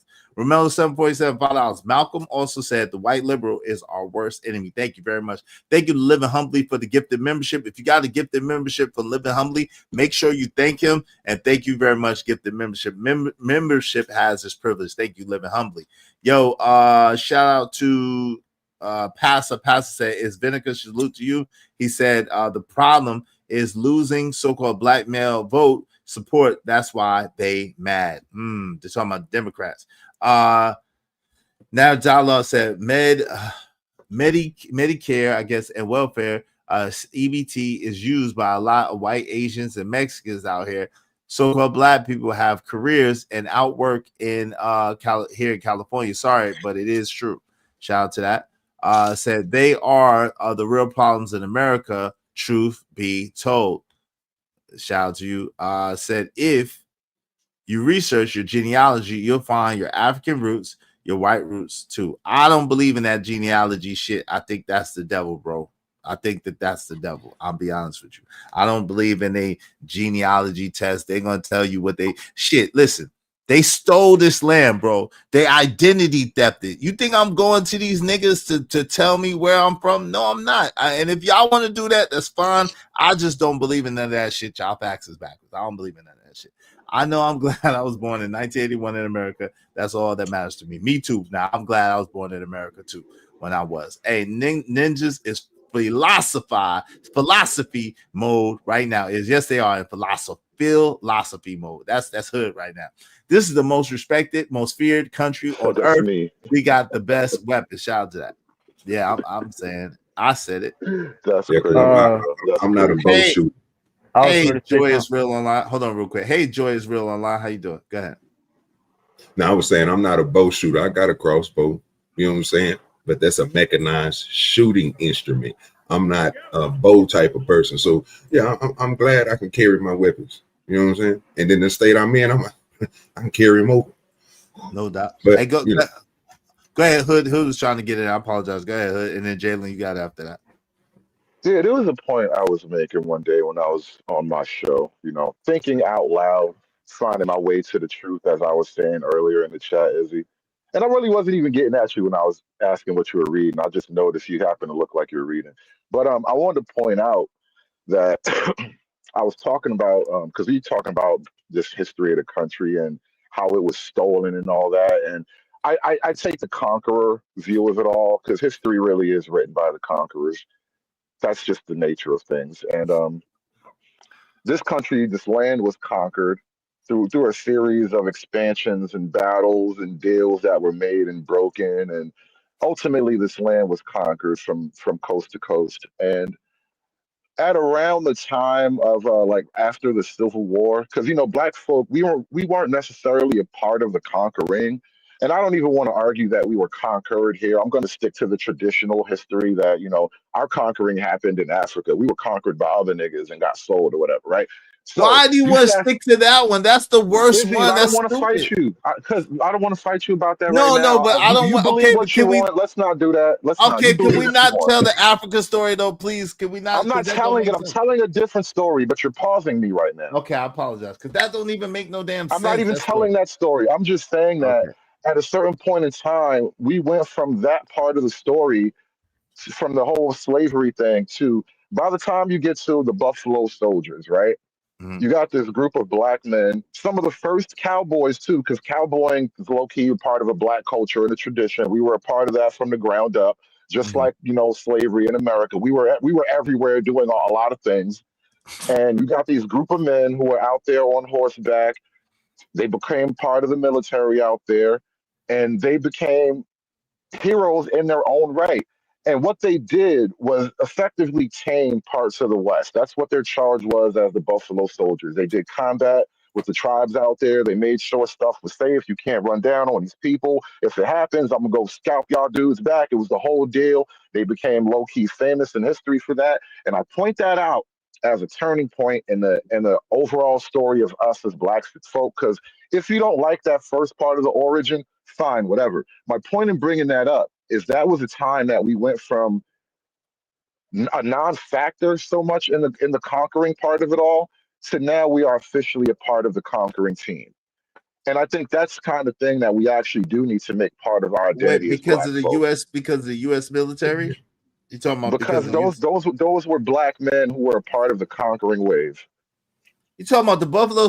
Hold on. Wait. Hold on, real quick. Hold on, real quick. Give me a second. Tell me I'm lying. Tell me Hold I'm on. I lying. don't know enough about that to speak Well, on that. hold on. I think OG does, but give me a second, OG. Give me 1 second. I got you. I'm gonna let you rock on that because I know you're out close to that area, so I know that you would know more about it than me. I'm gonna let you rock. Dominic Cortez 8725. Shout out to you, family. Said, "What's good, Izzy Bands? How's that 10K alpaca, bro? I'm gonna keep asking until you get those plastic fish Gus up out of that rug. Replace it's all LeBron's fault. LOL. It is. Shout out to you. Appreciate you, fam. What's up, Daryl? What's going on, Daryl in the building? Salute to you, Daryl, and all the good that you do. Daryl does a lot of good in the community. Shout out to Daryl for all the good that he does in the community and YouTube. What's up, Daniel Barry Sports Highlights? Happy Friday to you, good sir. Happy Friday. Go ahead, OG, take it away because I think you know more about the Buffalo Soldiers than I do. Go ahead, you guys. So when you look at the story of the Buffalo Soldiers, right? Most of those dudes, bro, still going to the West, bro, were still finessed. That's the problem, right? So they still wasn't able to get their own, have their own, you know what I'm saying? They still had to go through another entity of getting that. And I agree with you because they was a part of the conquering. They did conquer the West. They went there. They went all through there, right? But going through there, you would expect them to get the same as their counterparts, right? The people above them, the team that they joined, right?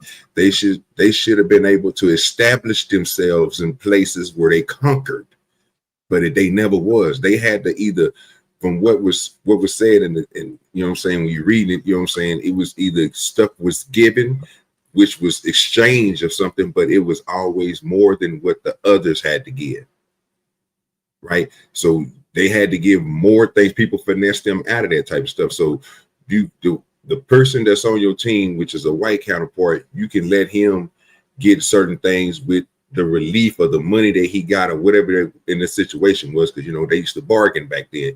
So the bargaining skills they used to have, they used to still do the same. It was the same stuff that they did to the people before them, before they got in the situation when they became a part of the team.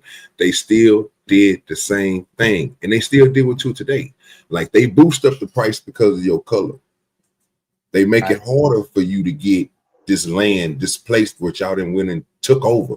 It should be a part of yours. And I agree with you, Hood. If you a part of a team, sir, and me and you and 3 other white boys go out there and we do something and we take over something and we want to split it up, then we should get it all split it up. I shouldn't have to be a part of that split. I shouldn't have to give up nothing to get a part of that split when the other people, which is just because they was there, they got a part of that split. So it was already Give me 1 second. Kojak 3 said, "Hold on now, because the Buffalo Soldiers is personal to me. My pops was part of the Buffalo Soldiers 4th Infantry Division, 10th Cavalry in Vietnam." Shout out to that. Salute to that. The question, Kojak, I wanted to know was, is that true? Because I should be well versed on the Buffalo Soldiers, but I'm not. Admittedly, I have not read up on them. I have not studied them like I should have. I studied a lot of other things. So the question I have for you, Kojak, from your knowledge, did the Buffalo Soldiers do, in fact, what they're claiming that they did? Because that doesn't sound familiar to me. I'm just wondering. Go ahead, Hood Conservative, in the meantime. You got it. Okay. He said they tried to. They came up against a lot of white oppression. Okay. Go ahead. Go ahead, Hood. My bad. You got it. You there, Hood? If you're talking, you're muted. Right. We can't hear you if you're saying anything.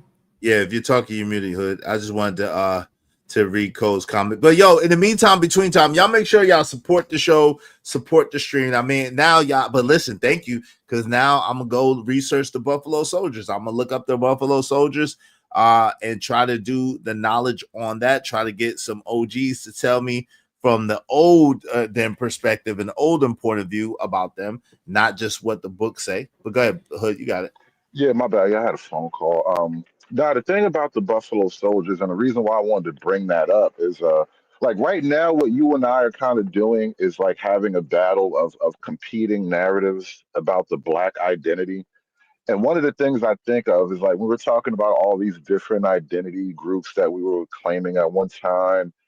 What I really think that the purpose of all this identity shifting and using identity to hustle the group, it boils down to one simple thing when you think about it. Land.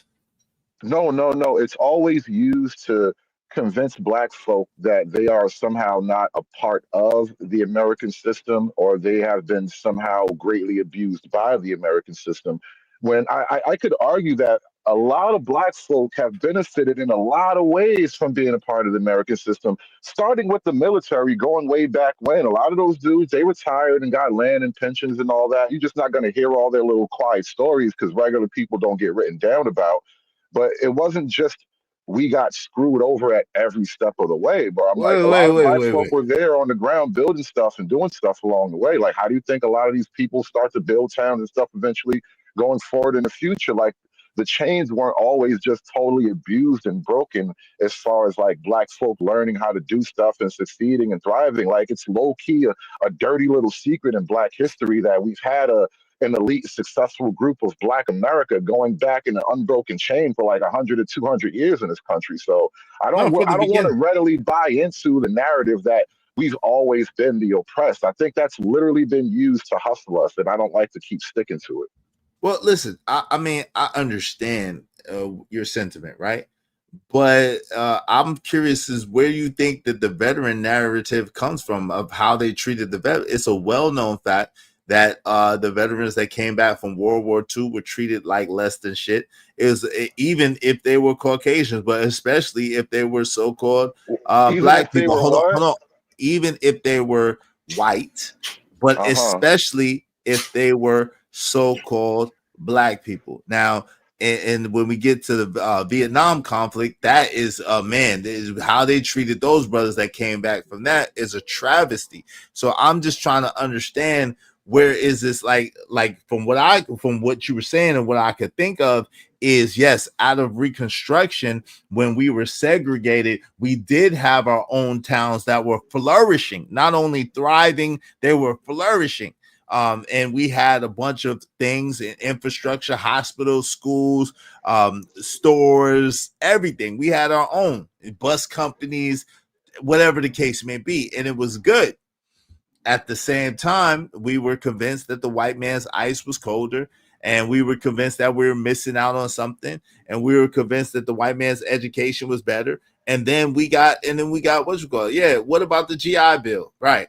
That a lot of people weren't getting, but like a lot of so-called black people weren't getting. Let me not say that you're incorrect about a lot of the grievances. I would argue the grievances are a little bit more overhyped than than its reality. Like, because not every black person was denied their GI Bill. A lot of black folk got their GI Bills and went on to build little towns and communities and live fine. I think what really needs to be pointed out though is the government, whenever it needs to, for whatever reason, it's going to screw over whomever it sees getting in the way. So you mentioned white folk not getting their just dues after certain wars, and I'm kind of paraphrasing because it's like a little historical tidbit that not everybody knows about. I think Veterans Day might be in particular. I think after World War One or something around that area, maybe it was before that, but a lot of the guys who came back from World War One were mangled, they were messed up, nothing was being done for them. They wound up like camping out on the White House lawn or something like that. It was like an OG protest way back before there was ever a left wing hippie protest. You had veterans just camped out. And I think they unleashed like the Pinkertons on them eventually. If I'm not mistaken, maybe I'm wrong about the name of the group. It might have been the actual military, but they unleashed gunfire and bayonets and beat them out of the square. They crushed them basically. And so my point in bringing that up is everybody gets done dirty in the long arc of history. Well, I mean, but so what's not true, Ignat? What's up? Say we were paying taxes and wasn't allowed to use the things we paid for. Okay. Yeah, I could that's true. Shout out to Ignat. Kojak said World War II vets, my grandpa were treated like shit. The Korean War vets, my oldest uncle were treated like shit. The Vietnam vets, my pops and two uncles were really treated like shit. And that's what I've always heard. So I don't know where you're getting your information from, but I've always heard that the so-called black man in America was treated horribly. That was one of the reasons why, rest in peace to Muhammad Ali, didn't want to go to the war. Why he allegedly dodged the draft, because he was like, listen, y'all treat me like shit in this country, and then y'all treat them brothers that come back from this conflict like shit, and then you want me to go and fight for this country? Hell no, I'll take the jail time. He literally said. I'm not going to say that these men or their grandfathers and uncles didn't have their own experiences, but At the same time, a huge, like 30, 40% of the black middle class wealth is literally directly connected to federal government or military service. So two things may have been true at the same time. It might But have been we're rough, talking about but in the modern grand time. scheme, I'm just Well, making the point that it might have been rough for some people back in the day, but in the overall grand scheme, they were moving up on a giant, massive upward trajectory compared to the average black person. So they are the backbone. They became the backbone of the black middle class. So both maybe are true at the same time, but I'm just pointing out the reality of the other thing. We already know about the racism. hold on real quick. What time frame are you talking about that they became the backbone, that these military personnel, these black military personnel became the backbone of the black middle class? What time frame? It's the time frame is very important because it's not Well, during Vietnam, it's not during World War One or World War Two. It had to be significantly after that. So please tell I me. think specifically after the civil rights, a lot of like after the 60s and 70s, a lot of black folks start moving into government positions. Military stuff starts opening up for black people. And even before that, like the civil rights era, I think if that's happening in the 60s and the 50s, that means a lot of those men were veterans themselves. Those men were already like the civil rights movement wasn't built on like middle class, project dudes, bro. That was it wasn't built on low class project dudes. Those were educated, professional, middle class black folk. A lot of them with military training and military experience. So, like in a lot of ways, I'm trying to point out to you, there's the narrative, and then there's the structural reality. And the structural reality puts a lot of questions to the narrative. So wait. So Martin Luther King Jr. had military experience. I didn't say he did. Okay, so Malcolm X had military experience. I didn't say he did. Okay, so I'm what I'm gonna go through. So Adam Clayton Powell Jr. had military experience. He may Third, have, his father third, may have. I'm not third, sure, but I third, don't. I don't hold think on, that disproves hold the on, hold massive amount on, of black hold on. people Wait, that hold did. on. Time out. I'm going through and I'm enlisting the civil rights leaders that I could think of, and I'm trying to tell you that none of them had military. None of them, I don't think, had military background. None of them. Now I know Martin Luther King Jr. didn't, and I know. Hold on, and I know Malcolm X didn't. But if we go back down through there, I don't think any of those dudes did. And I could be mistaken, but I can't think of one that did. So at the end of the day, it's crazy that you spend. And see, this is the problem that a lot of people have, Hood, with the way that you present information, right? You present information as if, and I know you're kind of alluding to the contrary because it fits into the narrative of America being this place that's a great place and there's nothing wrong. People are just complaining for no reason, right? At the same time, any other time, you spew the narrative as if so-called black people are not hitting on a hill of beans. They don't have nothing going for themselves, and nor do they do anything for themselves. And the so-called white man is the greatest thing since sliced bread. So that is the crazy thing to me, and why I don't understand, how you present these arguments. I'm presenting the arguments based on factual realities because I just looked this up the other day myself, so I know how right I am. At least I want to say about 1.3, maybe 1.5 million black people served in World War II, which ended officially in 1944, right? Okay. So by the time 1965 happens, and the civil rights era didn't start in 1965, like people were agitating and all that pretty much right after the war. Right. Now, my point is a million black men serving in the war matters. A million black men getting their benefits, which maybe not every person got them, but a lot of them, they came home from the war and they got to live off a pension. They got to buy a house. They got to build in the suburbs or whatever at the time. Like a lot of those men did. And you're bringing up this and that civil rights leader because those are the names we know. But I'm arguing based on the million black men that served in the military, there are a bunch of names you could never know that are the actual structure of where those civil rights people come from. Yeah, that's gonna take a lot of research that I don't have the time to do right now. Listen, if y'all want to keep this show But going, Iz, I'm man, out of here, bro. I got to get back to work. I'll talk to you later. All right. appreciate you, Hood. Appreciate you. Yo, appreciate you, Hood, coming through. Shout out to Hood Conservative. What's y'all last words, Jalen? Jalen, what would you like to say, man? I'm gonna tell you like this. You know who created welfare? President Roosevelt back in the 90s, and Franklin Lyndon. Okay. I think that information is a little mistaken, my brother. They created welfare started in the 60s, not in the 90s, good brother. That's a misspeak. But shout out to you, man. I Appreciate mean you. the 60s. 60, yeah. Shout out to you, Jalen. Appreciate you coming through and showing love. Much love to you, man. Stay up. Jalen, the truth. All right. OG Do Dirty. What say you, brother? What's your last words?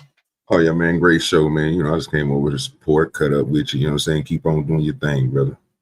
I appreciate you coming through, man. Shout out to OG Do Dirty. Check out OG Do Dirty in his channel. Check out Hood Conservative in his channel. You know what I mean? Salute.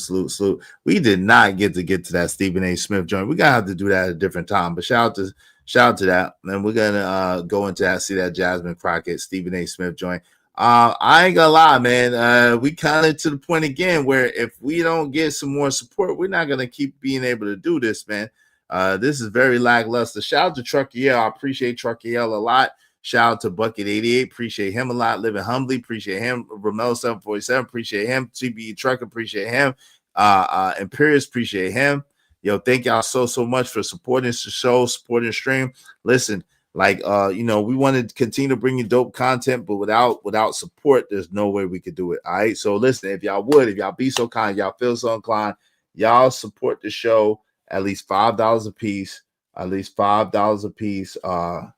You know what I mean? To the Cash App $IZSHOBANZ $IZSHOBANZ. Support to you. Salute to you too, man. Check out Drip after this. World War II officially ended the summer 1945. I know because my pops was literally 3 weeks old when it ended. Wow. Shout out to that Civil Rights Act enacted in 1965. The military still shitted on black till the Vietnam War ended in 1974. Yeah, that's what I've heard. That's why my grandpa, pops, and uncles told me growing up never serve in the military. I was told the same thing by my pops who served in the military. Easy Bands, the Buffalo Soldiers back then built a lot of the infrastructure in the Wild Wild West, but the racial whites weren't going to allow the brothers to conquer and rule over them in the West. Interesting. Yo, I appreciate y'all so much, man. Thank y'all. Philosophers. We talking about philosophy. That's it right there, yo. That is it. Philosophers. So if anybody tries to steal my man Freeze on Lou and myself word, mine and Freeze on Lou's word, y'all know where they got it from. They got it from here. The philosophy. Peace.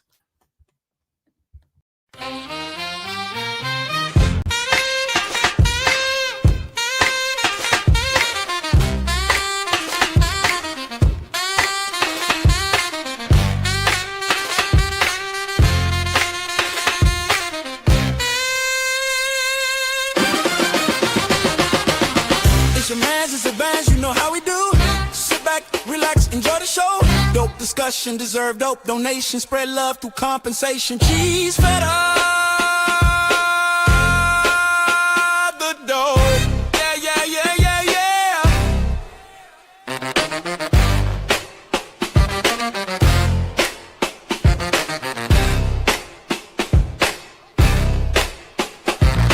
Don't forget to like, share, and subscribe.